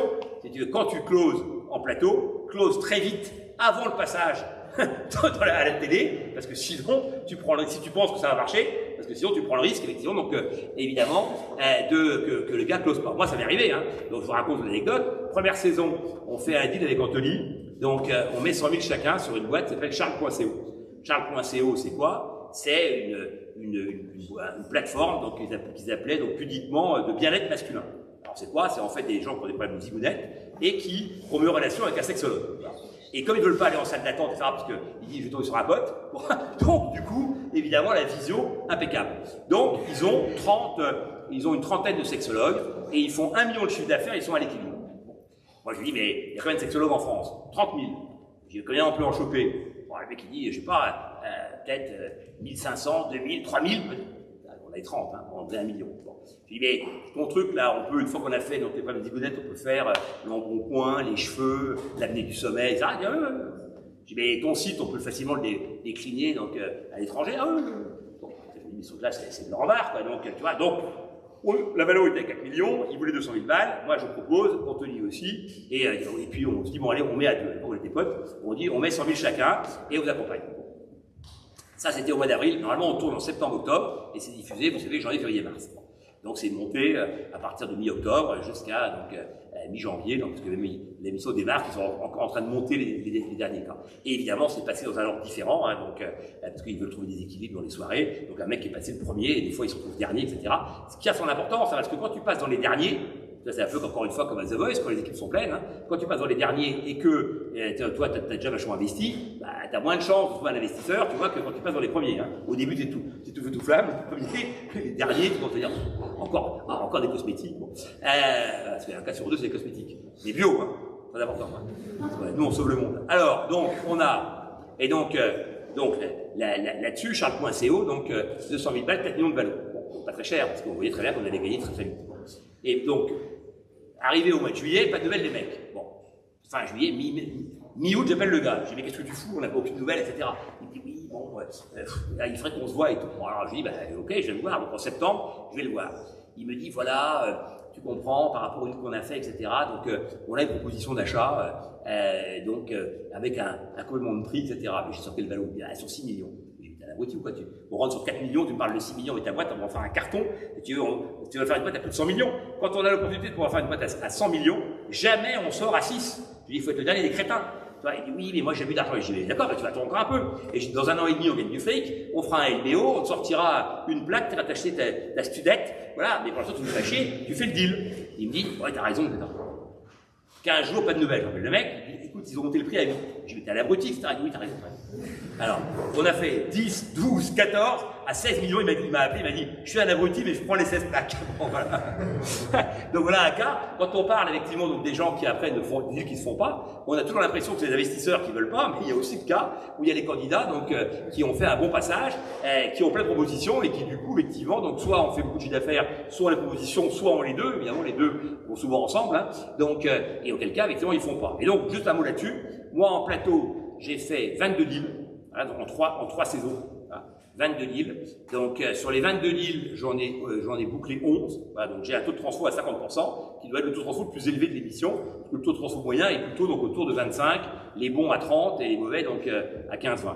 Voire, il y a déjà eu 0, hein, parce que certains ont fait aucun des deals, donc ils devaient annoncer. Donc, c'est déjà aussi arrivé. Voilà. Donc, dans mon exemple personnel, donc de 1 sur 2, il y a le premier exemple, donc les gens qui veulent plus. Donc, ça, j'ai eu 3-4 fois. Deuxième exemple, je l'ai déjà évoqué un peu tout à l'heure, donc le pacte d'actionnaires. Les gens ne veulent pas de signer le pacte d'actionnaires, c'est-à-dire qu'ils disent mais non, moi je m'engage pas. Ah, attends, il y a quand même des engagements. Hein. Donc, et la clause qui en général, donc il y a deux clauses qui en général posent problème, c'est les bad leavers. Quand on dit mais si on délivre pas, le gars dit attends, il s'engage partout, etc. Donc on essaie de trouver un cadre, mais ça fait peur aux gens. Bon. Et deuxième clause qui fait en général un peu peur, c'est l'alignement d'intérêts. C'est-à-dire que le gars, t'es dans le bonbon et tu te dis, bah, tous les trucs qu'on fera dans le bonbon, c'est dans cette boîte. Donc, voilà. Moi, ça m'est arrivé d'un gars qui avait déjà 2 boîtes et qui voulait en faire une 3e et moi, j'étais dans une, tu vois. Ouais, je lui dis, écoute, les pères, donc, ça marche pas, évidemment, c'est impossible. En plus, les boîtes, elles ont des contrats entre elles. Donc, c'est un truc où évidemment, tu sais jamais si t'es du bon côté ou pas. Donc, voilà, c'est-à-dire que si t'as une boîte de distribution, t'as une boîte de production, tu vois, et t'as même une boîte qui fait l'exportation, où tu mets la marge, comment tu te fais ce que tu veux, tu vois. Donc toi, t'es forcément dans la mauvaise. Tu pars du principe que tu seras forcément dans la mauvaise, voilà. Donc c'était pas fait à cause de ça. Donc et puis troisième cas de figure, donc les gens ont un peu survendu la réalité. Voilà. Le gars te dit, ouais, je dis ça petitement, hein, le gars te dit, on a un accord avec Monoprix pour être distribué, et en fait, il est distribué au Monoprix donc de Nantes, je sais pas quoi, parce que sa sœur est chef de rayon, voilà, et qu'il a fait une opération pendant 15 jours, ce qui n'est pas tout à fait la même chose que de distribuer donc chez Monoprix. Voilà. Mais pourquoi il dit ça, le gars? Parce que, comme tu as 3-4 mois d'écart, il anticipe, il se dit, bah attends, si ça marche mon truc, peut-être que je vais le distribuer chez Monoprix. Donc il vend un peu par anticipation. Ah, malheureusement, si ça n'a pas lieu, voilà, donc il a tenté le coup, ça n'a pas marché. Voilà, ça m'est arrivé, ça, 2-3 fois aussi, de cas qui étaient vraiment très survendus. Voilà, où j'ai dit, bon, bah là, ok, c'est. Parce qu'un cas qui est un peu survendu, t'as une valeur, justement, c'est la valo. Tu peux dire, bah écoute, ok, on n'a pas exactement ce truc, donc du coup, on voit un peu la valo. Tu vois, bon, mais quand c'est vraiment très déconnecté, ça veut dire que le business n'est pas en place, et là, c'est autre chose. Et puis, j'ai un cas aussi, où les gars sont séparés. Parce que je vous rappelle que 70% des startups qui déposent, donc c'est parce que les gens se séparent. Et donc, dans ce chiffre, il faut englober le fait que souvent, ils se séparent parce que la boîte, elle est au tapis aussi. Voilà, c'est pas 70% des raisons, mais en tous les cas, 70% des cas, c'est parce que les 2 ou les 3, effectivement, se mettent sur la gueule. Et quand tu mets de l'énergie négative dans une boîte qui n'a pas besoin de ça déjà, donc pour essayer de développer de la valeur, bah, évidemment que tu passes à côté du sujet, quoi. Encore plus vite, évidemment. Voilà donc ma vision de mission. Et donc pourquoi moi j'ai arrêté? Donc parce que encore une fois, je trouve que les montages vont de plus en plus vers le pathos, donc et des séquences, voilà, donc lacrymales, voilà. Et je trouve que tu peux le faire comme je l'ai expliqué, donc en restant dans le business, mais dès que ça va beaucoup trop vers effectivement donc des sujets qui te dépassent, voilà, c'est plus le cas de cette émission. Et donc peut-être que ça plaît aux téléspectateurs, mais nous on n'a rien à foutre là-dedans. Enfin, en tout cas, c'est mon avis. Et le coût du pitch sur l'1,30, ça aussi je trouve ça totalement ridicule. Donc pour les raisons que j'ai expliquées tout à l'heure, parce que on fait croire aux gens, encore une fois, que le pitch est l'élément fondamental de la rencontre entre un investisseur et l'entrepreneur, alors que l'élément fondamental, c'est deux choses. C'est la croyance de l'entrepreneur dans le marché et la croyance de l'entrepreneur dans ta capacité à délivrer ce que tu as présenté. Voilà. Si tu crois pas au marché, ben, c'est pas la peine, tu vois, tout le reste, on s'en fout. Voilà. Si c'est de dire au mec, écoute, quand tu auras déposé, viens me voir, parce que je suis sûr que le second coup sera bon, sera meilleur. Bon, ça peut arriver. Donc, voilà. Mais sinon, tu vas pas investir sur un marché auquel tu crois pas, et tu vas investir sur un marché si tu crois pas dans l'équipe, et que tu dis que le mec n'a aucune chance de délivrer. Voilà. Et donc, tout ça, tu vas le percevoir en 1h30, tu vois, 1h15, parce qu'on pose plein de questions. Et ça, c'est très fort, c'est qu'à 5, en fait, on arrive vraiment à se compléter et à avoir plein de questions qui font qu'à la fin, parce qu'on se dit, mais comment tu fais pour investir en 1h30? Ben, à la fin, tu as vraiment une conviction assez forte. Voilà. Moi, en tous les cas, à chaque fois que j'ai investi, alors je me suis trompé, hein, parce que sur mes 11, pour terminer sur mon exposé donc personnel, sur mes 11, j'en ai 2 quand j'ai déposé le bilan. Voilà. D'abord, première information, aucune des boîtes auxquelles on est associé aujourd'hui n'a fait une sortie donc avec une plus-value intéressante pour l'investisseur. Aucune. Voilà. Donc on peut après dire, on est dans des boîtes qui vont cartonner. Moi j'en ai trois que je peux citer. Donc, mais pour l'instant, personne n'a fait de sortie glorieuse. Voilà, personne. Le mieux, c'est Simon Sini qui a récupéré son fric, il a mis 50 000 balles dans une boîte, il a récupéré 50 000. Et Eric, je crois, dans la baguette, French Baguette, il a récupéré son argent aussi. Voilà. Pour l'instant, c'est ça les 2 cas glorieux. Voilà. À côté de ça, donc, de la saison 1, ils ont tous déposé le bilan. Voilà. Donc il ne reste aucun. Voilà. Donc, et alors là, de la saison 1, là c'est très fort. La saison 1, donc tu as une boîte qui passe, 2 petits mecs qui viennent expliquer qu'ils font des bonnets avec des pompons qu'on peut clipser et qu'on peut changer. Alors tu achètes un bonnet, 49 balles, avec 3 pompons, et tu peux changer le pompon. Bon. Les mecs, ils font un carton, parce qu'en fait, ils ont rien à foutre du bonnet. Eux, ce qu'ils font, c'est qu'ils font un cadeau. Ils ont trouvé une idée de cadeau originale pour 49 balles. Ils disent, voilà, pour ça qu'on est à 49 balles, parce qu'on fait, moi, j'étais pas dans la saison 1, mais je vais raconter après. Donc, bon, les 2 mecs qui passent, ils racontent ça, et ils disent, et maintenant, on cherche un nouveau projet, on a fait les tongs, et maintenant, on s'intéresse donc au sac à dos, parce qu'on a interrogé notre communauté, etc. Personne n'investit. Personne n'investit. Et la séquence est considérée par la production comme inintéressante, à un point qui fait qu'elle n'est pas diffusée. Ce cas-là, c'est Kabaya. Et 3 ans plus tard, 120 millions d'euros de valo, ils étaient à 7 sur le plateau. Donc le meilleur cas de tous les cas, en plus, personne n'a investi. Voilà. Et la production n'a même pas diffusé. Voilà. Et donc tous les gens n'ont pas diffusé, je leur dis ça, je leur dis, mais rassure-toi, ça arrive, elle est très bon. On fait quelques questions? Ouais. Allez, qui a une question? Je vais te rejoindre. Voilà. C'est quoi, il fait chaud chez nous là-bas. Il est bien à l'ombre là. Merci déjà Jean-Pierre de ta présence. Petite question à l'entrepreneur qui est en toi. Comment tu gères les refus parce que évidemment, en tant qu'humain, on n'est pas conditionné à ce que j'ai autant de refus. Comment gérer ça? Non, mais c'est une super question parce qu'en fait, souvent, donc, tu fais un rapport émotionnel à ta boîte.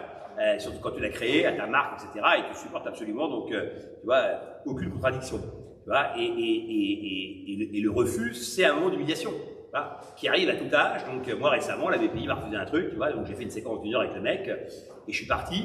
Alors ils m'ont mis, mais j'en ai mis aussi. Et à la fin, je me suis dit, putain, c'est quand même, tu vois, je me suis dit, moi t'es un jeune mec de 25 ans, c'est pas facile de résister à ça. Donc toute ta vie, en fait, tu vas être confronté à ça. C'est-à-dire le regard des autres, parce qu'en fait, tu te mets en situation d'être observé. Voilà. Et tu dois l'assumer, puisque c'est un choix que tu as fait. Et tu veux, voilà, quand tu es chanteur, tu dis pas, moi j'aime pas monter sur scène, ou, tu vois, un truc que je trouve délirant, c'est tous les mecs qui ont tout fait pour être très connus, Et quand ils sont très connus, ils refusent de faire un selfie avec des gens dans la rue, etc. C'est-à-dire que si tu es connu, tu fais le SAV, quoi, tu vois. Moi, les gens me disent, c'est-à-dire, ça me dérange pas, etc. Ben, je dis non, c'est le SAV de l'émission. On n'est pas assez payé, mais en tous les cas, si tu prends la lumière, tu dois accepter aussi un certain nombre d'effets, donc tu vois, collatéraux, quoi. C'est évident. Et donc, quand tu es entrepreneur, bah, tu recherches la gloire, hein, c'est quand même une forme, si tu veux, de volonté d'exister, de se réaliser. Moi je dis voilà, entrepreneur, c'est la capacité à se réaliser. Tu réalises des choses, mais tu te réalises toi-même, voilà. Et tu te réalises par l'excellence de ce que tu vas délivrer, par tes chiffres, par d'ailleurs, entrepreneur, tu fous 3 start-upers dans une pièce et ils commencent à dire tu fais combien de chiffres, tu fais combien de marge, etc. Voilà, tout le monde effectivement donc se compare. C'est un environnement où chacun donc essaye de voir s'il est meilleur que l'autre. Et même quand tu es sympathique, machin, d'ailleurs tu parles à un entrepreneur d'une autre boîte que la sienne. Tout de suite, il va te trouver 2 défauts à la bonne question. D'ailleurs, c'est les meilleurs pour trouver les défauts des autres. Voilà. Tout le monde est toujours en train de se dire, ouais, lui c'est bien ce qu'il fait, mais quand même, etc. Voilà. Donc, tu vois, moi j'ai tout le temps vu ça. C'est-à-dire que tu dis, l'archevêque, c'est quand même génial, tout un milliard, ouais, mais quand même, Ledger, il y a ça qui va pas, etc. Je dis, bah, moi j'aimerais bien que ça va avoir la même boîte, hein, qui a des trucs qui vont pas, tu vois. Il y a des trucs qui vont pas, qui parfois sont vachement intéressants. Donc, je dis ça pour dire que, voilà, la capacité effectivement donc à résister à ça, elle est forte. Alors comment je fais? C'est ta question, moi j'ai bien compris. Donc ta question, voilà, moi plein de choses. D'abord effectivement donc j'accepte cette confrontation dans un débat intellectuel. C'est-à-dire que moi j'accepte complètement le fait que le mec me challenge et me dise mais ce marché-là je ne crois pas pour telle raison. Voilà. Et donc je ne fais pas qu'argumenter en contre-argumentation, je réfléchis aux arguments qui développent. Parce que parfois dire dans un entretien à quelqu'un ça c'est pas idiot, ce que vous venez de dire là, etc. On va travailler le sujet, etc. Bah, c'est malin. C'est-à-dire que quelque part, quand tu vois un investisseur, c'est pas uniquement un mec qui est là pour te faire un chèque à la fin. Et ton curseur de satisfaction de la situation n'est pas que le montant qu'il va mettre ou pas mettre. Bien sûr que c'est ça l'élément numéro 1. Que à la fin, tu es là pour le blé. Bon, ok, très bien. Mais si le mec te donne quelques conseils, te donne un contact, etc., qui peut être intéressant, te partage une vision, une expérience qu'il a pu avoir et qui pourrait te nourrir et te servir, bah, prends-la. Et tu veux, c'est pas juste être là pour... D'ailleurs, il n'y a rien de plus horripilant qu'un mec qui répond à toutes les questions. Tu vois? Moi, je trouve qu'à un moment donné, tu veux dire, j'en sais rien. J'avais pensé à ça. Ça, c'est pas con. Si tu veux, donc j'en sais rien. Bah, pourquoi tu devrais avoir réponse à tout? Moi, je trouve qu'il n'y a rien de pire que les gens qui ont réponse à tout. Alors, tu vas dire, moi, c'est mon profil. C'est pas faux. Si tu veux, donc, mais j'ai le droit de ne pas tout aimer chez moi. Donc, je pense que, voilà, le fait de douter, de réfléchir, de brainstormer avec des mecs en face qui sont de très bon niveau, bah, tu vois, quand tu joues au tennis, bah, tu aimes bien avoir tu préfères jouer avec un pote parce que tu te marres et tout, mais si tu joues avec un mec qui est mieux classé que toi et qui fait progresser, même si c'est un chieur, etc., bah, t'es content de la séance. Il y a même des gens qui payent très cher, hein. Maurice Ledoux, là, comment il s'appelle, là, donc, j'ai vu qu'il prenait 30 000 balles, parfois, donc, pour faire 1 heure. 30 000 balles, voilà. Parce que quand t'es le mec de Serena Williams, c'est des gens qui veulent absolument, donc, taper la balle avec lui. Bon, eh ben, très bien, c'est minimum 15 000 et ça peut monter à 30 000. Et le gars, à la fin de la séance, j'espère qu'il aura quand même pris du plaisir, parce que sinon, c'est un peu con. Tu vois, et ben, c'est pareil, l'investisseur, il faut se dire, ok, je progresse. Tous ces trucs-là, en fait, ça progresse. C'est-à-dire qu'à la fin, quand t'as un mec qui mettra l'argent, eh ben, ce sera peut-être le fruit de toutes les séquences que tu auras faites auparavant. Tu vois? Et donc, tu dis, c'est du trading. Voilà. Entrepreneur, t'es en trading. Voilà. Et donc, tu acceptes effectivement donc, les jugements. Allez, une autre question? Là-bas, moi. D'ailleurs, attends, un truc là-dessus, très important. T'as encore quelque chose à dire? Oui, ça veut dire une chose, c'est que si tu veux, t'as des gens qui te disent, moi je vais entreprendre parce que entrepreneur c'est équilibre. Mais c'est tout sauf ça. Entrepreneur, c'est rendre des comptes à tout le monde. Quand tu commences, tu rends des comptes à ta copine, ou à ta femme, à tes parents. Tes parents, pourquoi? Parce que c'est eux qui ont mis l'argent, en général. Ta nana, parce qu'elle ne te voit plus, elle dit, mais on ne te voit plus, etc. Ou quand tu es là, effectivement, donc tu dors tout le temps, etc. Ou quand tu es avec des potes, tu parles plus de ta boîte, tout le monde, au bout d'un moment, ça lasse tout le monde. Dans les 3 cas de figure, de toute façon, socialement, tu commences à être décalé. Bon. Premier truc, donc tout le monde va te poser des questions. Pourquoi, comment, etc. Ensuite, tu empruntes de l'argent, donc tu vas te rendre des comptes à ceux à qui t'empruntent de l'argent, tu vas rendre des comptes aux investisseurs, tu vas rendre des comptes à tes fournisseurs, parce que les fournisseurs, tu vas leur dire, fais-moi pour mon BFR, allez, accorde-moi un mois de plus, et donc à la fin, quand le mec te fait des concessions, eh ben, il te demande des comptes, etc., etc. Et donc, tu passes ton temps, et évidemment, l'acte suprême de à qui tu rends des comptes, tes clients, parce que tu es au service d'une cause, qui sont les clients. Ça, il faut jamais oublier. Entrepreneur, t'es pas un créateur, hein. T'es pas un créatif, t'es pas, en tous les cas, donc, t'es pas un artiste, voilà. T'es pas un artiste. L'artiste, il peut dire, je prends une toile blanche, je pisse dessus, je dis, ceci est une œuvre. On te dit, mais ça ne veut du tout, c'est une toile blanche sur laquelle tu as pissé. Tu dis, mais non, c'est une œuvre. Et tu dis, dans 30 ans, on rendra justice, regarde Van Gogh, etc. Très bien, dans 300 ans. Sauf que nous, c'est pas dans 300 ans, c'est tout de suite. C'est chaque jour le chiffre d'affaires. Et donc, il faut être capable en permanence d'ajuster, d'écouter les clients et de changer ton œuvre. Et donc, c'est voilà que c'est pas une œuvre, puisqu'en fait, on l'a fait changer en fonction du marché. Donc, vraiment, l'entrepreneur, c'est l'école de l'humilité et la capacité à encaisser les humiliations, évidemment. Bonjour. Bonjour. Enzo de l'association WeBurst. Moi, j'ai une question sur l'entrepreneur. Comment est-ce que vous faites pour sélectionner les dossiers? Parce que vous êtes visible, vous êtes sûrement très sollicité. Comment est-ce qu'on structure derrière pour avoir une sélection affinée? Il y a plein de formules. Hein. Donc, il y a ceux qui en font un métier, donc le blast. Voilà, donc là, tu as une équipe, etc. Et donc, voilà, tu as ceux qui montent un fonds d'investissement. Donc, là, c'est pareil. Donc, tu as différents types de process. En général, vous savez, un fonds d'investissement, il reçoit 4000 dossiers par an. Il en regarde 400. À la fin, il en fait 4. Hein, et encore 4, c'est la fourchette élevée. Donc, quand quelqu'un dit j'ai un rendez-vous avec un fonds, tout excité, si tu veux, faut savoir qu'il va en faire 400 par an, des rendez-vous comme ça, et qu'à la fin, effectivement, donc la stat est extrêmement faible. Hein, donc, de transfo. Donc, il faut en faire beaucoup des fonds avant d'en trouver. Donc, un qui investit. Et donc, les fonds, ils sont structurés avec des analystes, et donc c'est leur modèle que d'en faire très peu, voilà, parce qu'ils veulent essayer de faire, évidemment, donc les bons. Voilà, et puis après, tu as l'investisseur individuel, qui lui, évidemment, donc, a des critères très différents. D'abord, moi, je sélectionne principalement les dossiers dans le tourisme. Donc, pourquoi? Parce que j'essaye de créer une dynamique entre les boîtes. C'est-à-dire que quand ici j'ai une boîte Picking dans laquelle j'ai investi, donc Picking, Jérôme, on fait des réunions avec Betterfly Tourisme que j'ai racheté qui est à Nantes, avec Cézanne donc qui lui fait des coffrets cadeaux donc qui cartonnent et qui attaque aussi les hôtels. Toutes ces boîtes en fait sont sur un marché qui est l'hôtellerie et donc on met en commun les bases. On dit tiens, qui connaît tel groupe, tiens, présente-moi à Martine, etc., etc.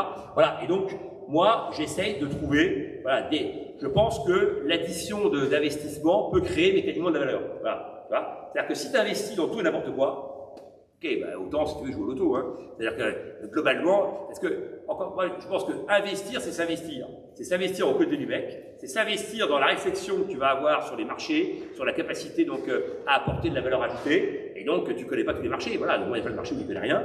Et donc ça m'intéresse pas du tout.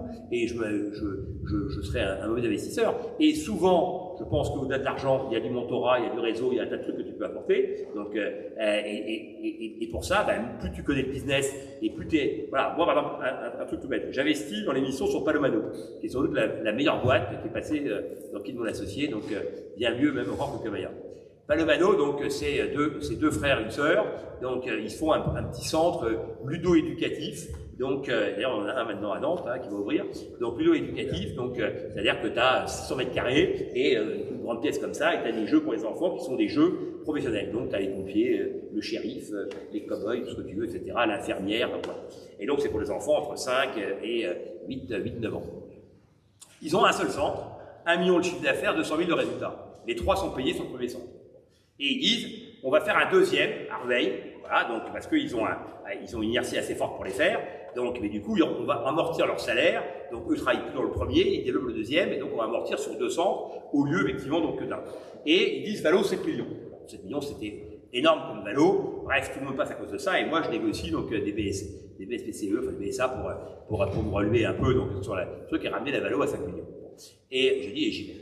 Et le gars, donc, je l'appelle le lendemain, pour les raisons qu'on a évoquées, quand c'est un bon coup, tu as intérêt à aller vite, donc pour closer, hein, je vous ai expliqué au début, et je l'appelle et je lui dis, bon, il faut qu'on se voit, etc. Donc, on se voit le samedi, je lui dis, qu'est-ce qu'on attend du passage dans l'émission? Parce qu'on a expliqué que ça faisait du chiffre d'affaires. Sauf que, tu fais du chiffre d'affaires quand tu as un site de e-commerce, que tu livres à des gens partout dans toute la France, quand tu as 2 centres, et un qui n'est même pas encore ouvert, et que tu en as un à Rueil, le mec qui est à Marseille, qui voit l'émission, il dit, c'est sympa, pas le Mano, mais bon, ok. En plus, on est tout le temps plein. Pour faire 1 million de chiffre d'affaires, c'est-à-dire qu'il faut en faire du ticket. Et donc, on est tout le temps plein. Donc, quelle est la problématique? C'est de dire comment on peut accélérer le développement et comment on peut profiter de l'émission. Je lui dis, ce qu'on va faire, c'est qu'on va faire de la franchise. On va développer tout de suite la franchise. Et on va donc mettre en place, on trouve le mec pour faire la franchise, on fait les contrats, les machins. Et le soir de l'émission, on avait un overlay, devenez franchisé Palomano. D'accord? On a fait 500 demandes de franchise. Dans le mois, on en a fait 600. Sur les 600, donc le gars qui est très bon, qui dirige ça, Benjamin, donc il a tout checké. Il a fait une centaine de visios, donc avec les dossiers, les candidatures qui paraissaient effectivement donc les plus intéressantes, et on a signé 60 franchisés. C'est-à-dire que sans mettre un centime de promotion, on va développer une autre franchise de 100 franchisés en n'ayant jamais investi un euro. On était au World de la franchise, c'est unique, hein, voilà. Et donc maintenant, on a un franchisé à Nantes, on a un franchisé à Angers qui n'est pas le même. Donc on a dans toute la France. À horizon 2027, on fera 25 millions de d'EBITDA. Donc parce qu'on commence par les franchises. Ensuite, on dit, bah, on fait des boutiques. Bon, on va pas être très malin pour dire tous les trucs avec lesquels ils jouent les enfants, on peut les vendre. Bon. Et notamment les costumes. Donc on vend les costumes. Au début, les costumes, ça rapporte rien parce que tu achètes 4 costumes, évidemment que tu as un coût de fabrication qui est très élevé. Mais mon exemple de tout à l'heure, le jour où tu as effectivement donc, sans franchisé, là tu commences donc à avoir la force de frappe. Donc très bien. Ensuite, troisième truc, tu dis ben, j'ai créé une marque donc référente dans l'enfance, le Virgin de l'enfance. Ben, je vais le décliner sur des jeux, sur un tas de trucs, etc. Donc je vais prendre des royalties sur la déclinaison Palomano. Et puis quatrième truc, Disney donc a commencé donc avec un petit dessin, il a fini par des parcs. Moi, je commence avec un parc et je finirai par des dessins. Et donc, on a créé donc 2 personnages, Palo et Mano, voilà. Et on va après donc voir comment on développe tout ça. Bref, un potentiel de dingue, tu vois. Et ça, c'est que la France, voilà. Donc, voilà, je pense que c'est une boîte qui peut devenir une licorne. Donc, parce qu'il y a un super management et parce qu'on a trouvé donc le bon levier. Mais comment j'ai trouvé ça? Parce que voilà, c'est des créneaux que je connais, sur lesquels j'ai des réflexes. Et quand je réfléchis, etc., je vais vite. Et si maintenant tu me confrontes donc à, je sais pas quoi, moi, un réseau neuronal donc où tu passes le son par l'os ou je sais pas quoi, comme moi j'y connais strictement rien, et donc j'en sais rien si le gars quand il te dit qu'il avait 2 ans de développement, qu'il a déjà investi 5 millions de capex et qu'il te dit c'est fini, voilà, avec 500 000, 2 millions maintenant, on fait le truc. En général, tu peux être sûr que c'est 20 plaques qu'il faut mettre là-dedans, tu vois. Et donc chaque fois que j'ai fait ça, des gros capex sur lesquels trucs, en plus c'était dépassé par les événements parce que quand il faut remettre, si c'est un petit truc, il faut remettre 500 000. Tu appelles 5 potes à 100 000, donc voilà, c'est réglé. S'il faut foutre 20 millions, c'est plus du tout la même chose, tu vois. Donc j'investis dans des boîtes que je comprends.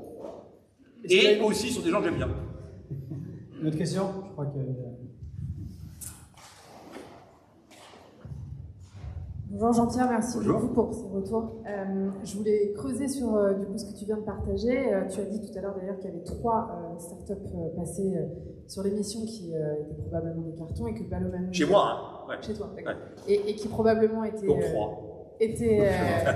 Palomano était probablement la meilleure. Ouais. C'est quoi les key SF, quoi, les facteurs clés de succès de Palomano ou des 3? Je comprends mieux la question que l'acronyme. Non, mais... ouais.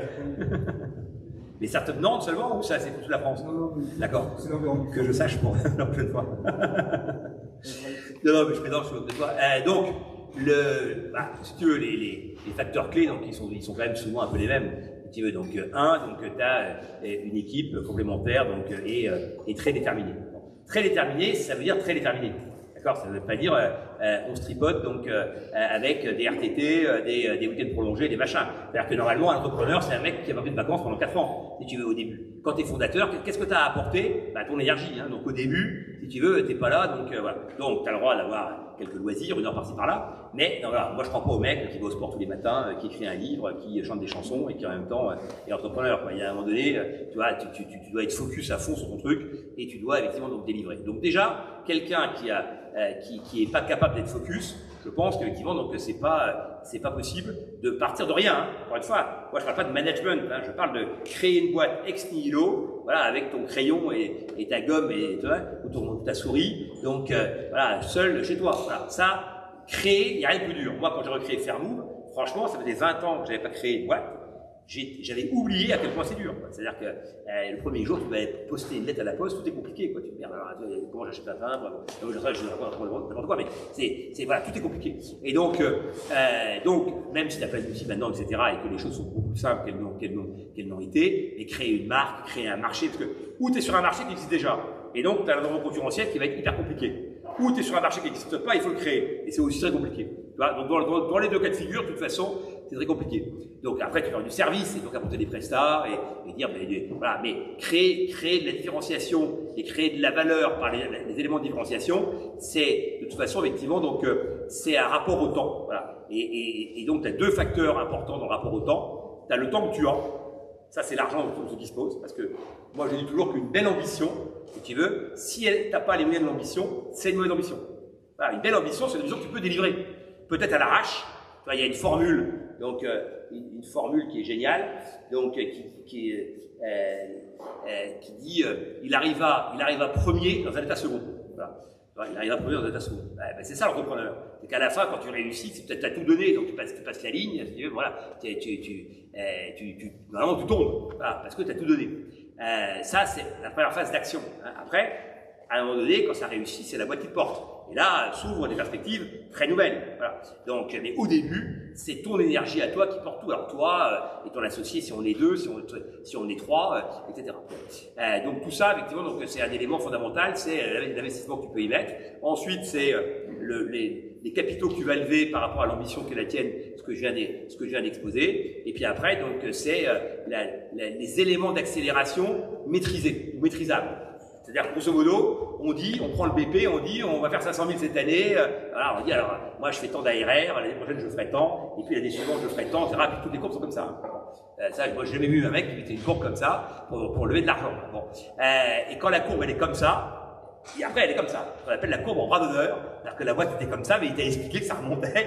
Et donc, c'est la courbe en bras d'honneur. Et donc, la réalité de cette courbe, pas de problème, mais comment on délivre ça? Voilà. C'est-à-dire que, qu'est-ce qui est à notre mesure? Tu vois, si c'est juste de croire que, à un moment donné, tout ça va s'embraser, donc, etc. Voilà, moi, je veux des explications concrètes. Si le mec me dit, on est déjà dans 3 monoprix. On fait tant de chiffre d'affaires dans un monoprix. L'année prochaine, on va passer de référence en monoprix. Comme cette année, on est la meilleure marque de Chocobéen, donc du rayon, on est sûr qu'on va être pris partout. D'ailleurs, j'ai un papier qui dit on est bien parti, etc. Après, j'y crois pas. Mais en tous les cas, si j'y crois, je sais que je vois où est l'accélération. Si je m'appelle Palomano, j'ai de la franchise, je vois où est l'accélération. Si, tu vois, là, j'ai une boîte qui fait 0 de chiffre d'affaires, on a fait rentrer un investisseur qui, en même temps, apporte tout son réseau, etc. Donc, donc, on sait que ça va décoller mécaniquement parce qu'en fait, on a fait rentrer le partenaire qui va naturellement, donc, développer. Ça marche pas à tous les coups, hein. Papépi, ça a déposé le bilan. On avait fait rentrer Monoprix comme actionnaire. Monoprix a pris 20% du capital et ça a déposé le bilan. Tu vois, donc ça marche pas à tous les coups, mais enfin, dans tous les cas, tu peux comprendre ce qui va se passer. Le mec te dit, je fais des sandwichs, etc., je viens de signer avec SNCF. Voilà, et donc, je vais être dans tous les TGV. Ah, tu te dis, ok, ça c'est super. Et donc, globalement, voilà. Mais ça c'est la question fondamentale, c'est pourquoi on va réussir à accélérer. Quel est l'élément qu'on a entre les mains qui va nous permettre de démontrer que cette accélération a de grandes chances, effectivement, de se produire. Voilà. Et pas juste par, 80% des Français donc veulent supprimer les bassines en plastique. Moi, je fais des paniers en osier, donc mécaniquement, donc je vais en vendre plein. Bah, peut-être pas, parce que qu'est-ce qui dit qu'ils aiment l'osier, si tu veux. Et est-ce que l'osier remplace le plastique? Et tu vois, genre ça.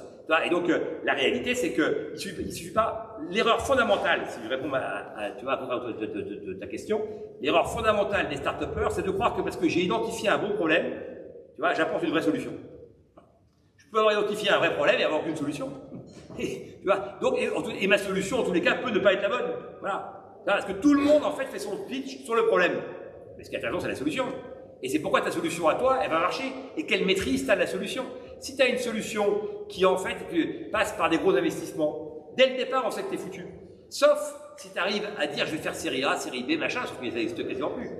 Voilà. Et après, on va te dire, oui, mais regarde, Mistral, il va lever, etc. Ok, tu as toujours des exemples qui sont des histoires pour les enfants. Mais la réalité, c'est que ce business-là, donc voilà, il n'existe que parce que l'État Macron veut un champion français, etc., qu'il a décidé que ce serait eux, et qu'il va mettre... Mais c'est hors norme. Voilà. C'est-à-dire que ça n'existe jamais, ce genre d'histoire. Donc, c'est toi, à ton échelle, voilà, qu'est-ce que tu es capable de délivrer?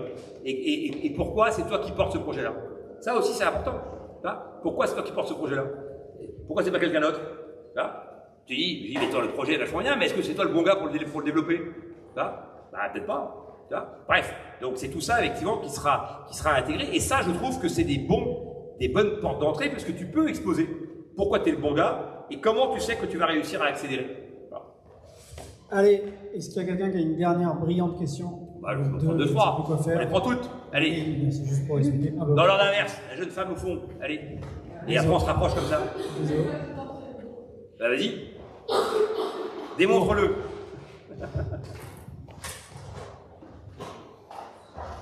Bonjour Jean-Pierre. Bonjour. Merci pour l'intervention. Ma question c'est, est-ce que pour vous, dans le contexte actuel, on est en 2025, tout va un petit peu vite, les boîtes croît de façon exponentielle. Est-ce que pour vous, c'est aujourd'hui indispensable pour une boîte qui a de l'ambition de lever de l'argent? De lever? Non. Bah, la réponse elle est vite là.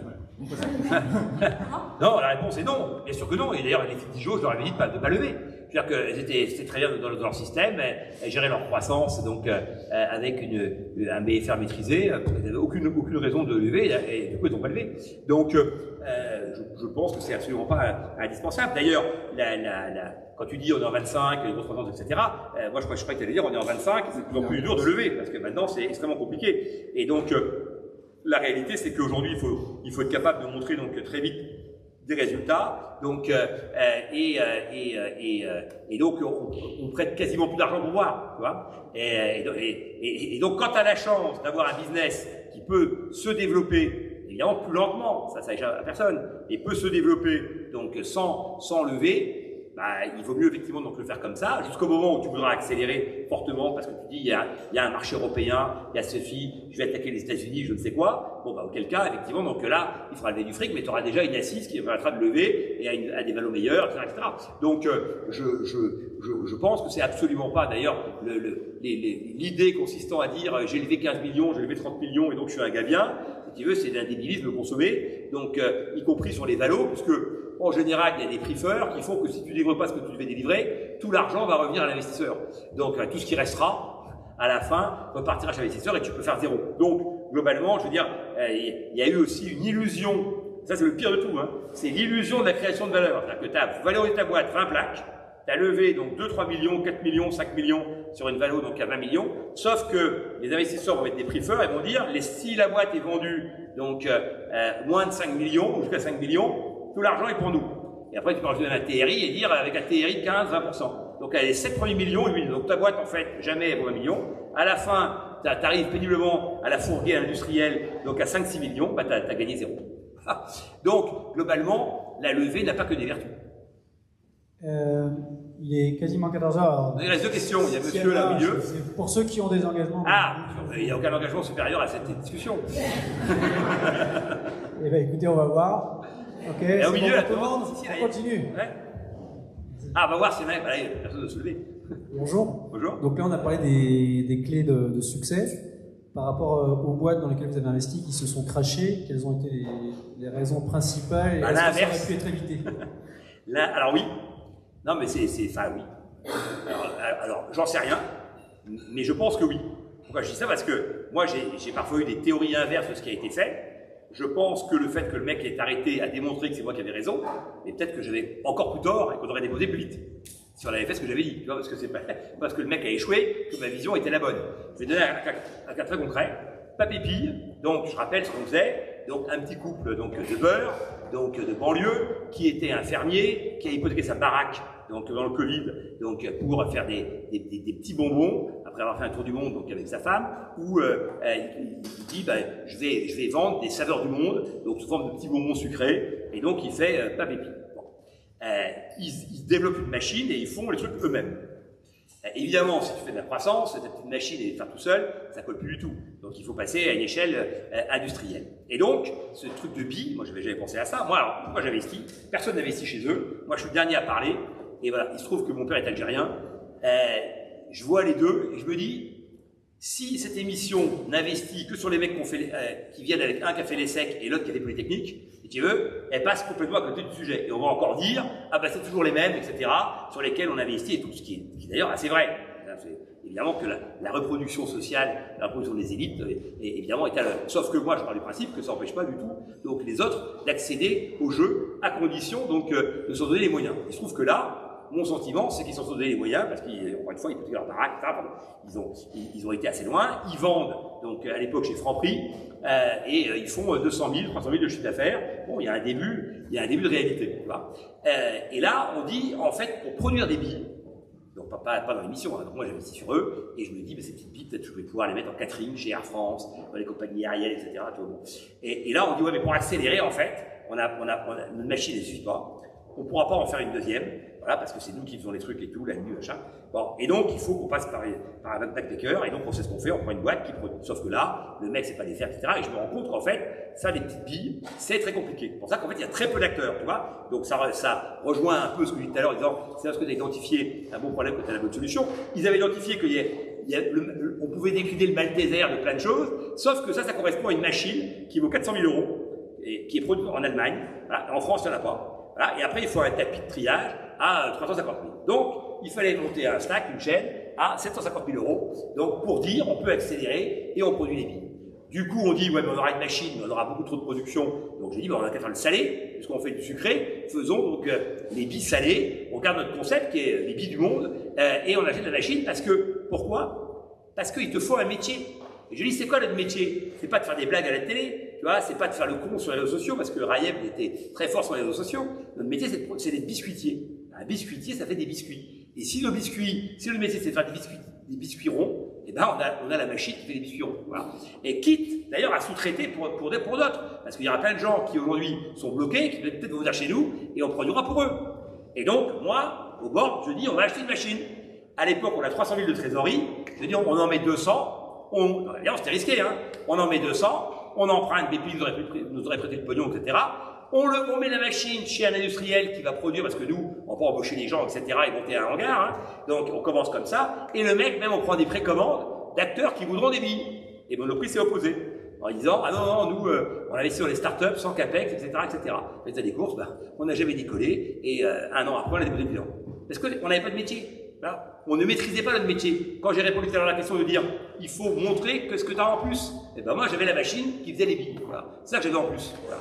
Et j'étais capable de produire, et je devenais un génie de la mesure. Moi, quand j'ai lancé mon premier journal, j'ai passé pendant un an, toutes les nuits, de l'impression de journal, pas toutes mes nuits, mais toutes les nuits où j'imprimais, j'en imprimais au moins 4 par mois, à l'imprimerie.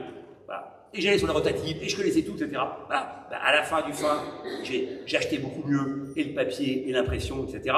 Mes produits étaient mieux imprimés. Tous les mecs sur les rotatives me connaissaient. Ils disaient, attends, nous, quand c'est Nadir, on met plus de cœur, etc.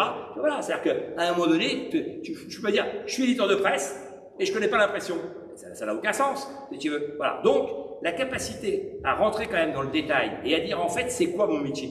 Tu vois, voilà. Et ben, ça, c'est, quand tu as la réponse à ça, déjà, tu as beaucoup avancé. Et après, ça renvoie à, est-ce que j'ai l'ambition? Parce que si la machine vaut 10 millions, bah, ok, j'ai pas les moyens, donc très bien. Allez, et la dernière, c'est là? Nicolas? Ouais.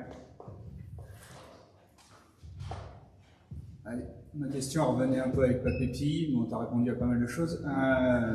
Donc l'erreur, si j'ai bien compris de Papépi, c'est qu'ils n'ont pas réussi à industrialiser. Ouais. Pour aller plus vite. Et garantir la qualité. De quand tu passes par les intermédiaires, si tu veux, la qualité, progressivement, donc tu vois, elle se délite. Est-ce qu'ils avaient... Et t'as pas les marges. Est-ce que beaucoup, hein. L'erreur, c'était de faire rentrer aussi Monoprix en tant qu'investisseur? Non, c'était une bonne idée, parce que si tu veux, se dire qu'à un moment donné, on avait des murs dans tous les Monoprix de Papépi, si tu veux, on a fait, tu vois, on a fait 2-3 mois fantastiques. Donc, c'était pas l'erreur, c'est que l'erreur, c'est de pas avoir pété la gueule à Monoprix. Voilà, ouais. C'est-à-dire qu'on aurait dû dire, on s'en branle de ton avis. Nous, effectivement, donc on veut la machine, on achète la machine. Moi, déjà, j'ai déjà pris des décisions contre le board. Et le mec m'écrivait en recommandé en disant, mais vous n'avez pas le droit de faire ça. Mais je dis, bah ok, empêche-moi. C'est quoi le risque? Ah bah il peut te virer, bad liver. Voilà, donc je dis, virez-moi. Bah, il n'y a pas de solution. Moi, je pense que c'est ça qu'il faut faire, donc je le fais. Voilà. C'est qu'à un moment donné, c'est moi entrepreneur, c'est pas l'investisseur. Donc moi, je suis entrepreneur, je pense que c'est ça qu'il faut le faire, je le fais. Et s'il n'est pas content, eh ben il te vire. Voilà, c'est prévu, il y a un peu d'accélère, vire-moi. Si t'es meilleur, voilà. Et moi, j'en ai rien à foutre d'être viré. Parce que globalement, je pense que je suis invirable. Mais voilà, quand on dit tout à l'heure, parce que ça reboucle avec le début de la discussion, tu dis que tu as confiance en toi. Moi, j'ai écrit au mec, je lui ai dit, je lui avais fait un mail avec en objet l'homme sans solution. Je lui ai dit, mais en fait, tu es en train de me menacer, tu n'as pas le début de réalité. Ici, je peux te virer, mais sinon, tu peux pas. Voilà. Tu peux mécaniquement, juridiquement, mais dans les faits, tu peux pas. Ou alors, tu acceptes de tout perdre. Et auquel cas, le mec me dit, bah très bien, je vais faire ça. Il dit, toi, tu feras tout aussi. Mais je dis, pas du tout, tu te gourres complètement. Imagine qu'on fasse ça. Je dépose le bilan. D'accord? L'administrateur judiciaire, avec qui il pactise? Avec moi. Et je lui dis, écoute, c'est pas compliqué, tout l'argent de l'investisseur, parce que tu as les obligataires, etc., on rembourse plus rien. Voilà, on remboursera sur 10 ans, sur 15 ans. D'accord? Et l'exploitation est positive, bah, c'est fini. Si tu veux, moi, donc je sors les mecs, et ces obligations, je vais les racheter à 15%, 20% de valeur. Quand je lui dis ça, si tu veux, ça va changer de discussion. Voilà, plus jamais m'emmerder. Tu vois? Parce que, concrètement, c'est moi qui avais raison. Il y connaît rien, ce gland. J'ai quand même pas écouté le plus bête de la classe pour me dire, effectivement, donc, c'est ça qu'il faut faire, tu vois. Donc, si à un moment donné, c'est ça aussi, entrepreneur. Entrepreneur, c'est avoir un niveau de détermination qui, à un moment donné, fait que tu passes là où personne ne passait, hein. Oublions pas ça, hein. Donc, c'est pour ça que c'est très compliqué. Parce que des fois, tu vas y aller, il fallait pas y aller, et des fois, tu vas y aller, ça va marcher. Tu vois, c'est exactement la même question, hein, monsieur Nadir, quand est-ce qu'il faut arrêter? Bah, alors ça, bien malin qui peut répondre. Des fois, j'aurais dû arrêter. Moi, j'ai jamais rien arrêté quasiment. Voilà, c'est ma plus grosse erreur. Voilà, c'est que je ne sais pas arrêter. Pourquoi? Parce que je me convainc toujours que j'ai trouvé une solution au problème. Voilà. Et donc je me dis, allez, encore 4 mois, là on va faire ça, vous allez voir, tout va changer. 4 mois après, j'ai une nouvelle idée. Donc je me dis, ok, celle-là était pas bonne, vous allez voir, ma nouvelle, là, elle est formidable. Tu vois, bon. Et à un moment donné, si ton risque c'est d'entraîner toutes tes boîtes, ou d'entraîner tout ça dans une hécatombe, évidemment que tu vas devoir arrêter. Et donc savoir arrêter, c'est un acte de gestion totalement salutaire. Mais des fois, savoir accélérer aussi. Dans les virages, quand tu fais de la bagnole, bah, tu sais qu'il faut accélérer. Le mec qui freine, il va dans le talus. Voilà. Donc, globalement, c'est pour ça qu'on en revient à la question de départ, hein, parce que tout se regroupe, qui est l'intuition. C'est qu'à un moment donné, évidemment, tu t'analyses, etc., et tu vas décider. En fait, un entrepreneur, c'est quelqu'un qui doute et qui agit. Voilà. Et donc, tu doutes, j'agis. J'agis, je doute, j'agis, etc. Et c'est en permanence, effectivement, donc un modèle comme celui-là, tu vois, donc c'est ce qui fait la différence, enfin, tu vois, entre un imbécile donc, et un intelligent. Et après, tu as la prise de risque. Et après, il faut savoir jusqu'où tu prends ton risque. Voilà. Et est-ce que tu as les moyens de ce risque? Tu vois? Et donc, encore une fois, les moyens de l'ambition, ou les moyens de l'ambition financière, ou les moyens du risque. Voilà. Et donc, évidemment, de temps en temps, tu as des parties de poker menteur. Hein. Ça, c'est pareil pour les fournisseurs, c'est pareil pour les banquiers. Tu appelles ton banquier, tu lui dis, je ne pourrais pas payer l'échéance de mars. Il te dit c'est impossible. Sinon, je dénonce les convenants et tout est exigible. Bah, tu dis fais-le. Voilà, je te dis que je te paierai en avril, je te demande pas grand-chose, mais je te dis, mais là, je peux pas payer en mars, ça m'arrange de te payer en avril. Voilà. Donc, si tu veux, et t'expliques ton truc, et si le mec, effectivement, donc, il veut pas, mais sache qu'il est aussi en avec toi. Tu vois? Donc, concrètement, si tu veux, c'est à chaque fois d'évaluer dans les, tu vois, tu rentres dans un bar, il y a que des balaises, et tu dis, salut les poulettes. Bah, tu risques d'en prendre une, tu vois, donc là c'est un risque un peu inutile, tu vois, bon, mais de temps en temps il faut savoir dire je suis prêt à combattre, quoi, tu vois. En fait, si c'est pour être la chef de M. Seguin, c'est-à-dire que je combats le loup toute la nuit, mais au petit matin je suis mangé, autant ne pas passer la nuit à se battre, tu vois. Mais si, et donc de trouver comment tu vas apitoyer le loup, ou orienter vers autre chose, tu vois. Mais si maintenant tu penses que tu peux passer, bah, pète-lui la gueule au loup. Eh ben, belle punchline de conclusion. Merci Jean-Pierre, beaucoup. Merci.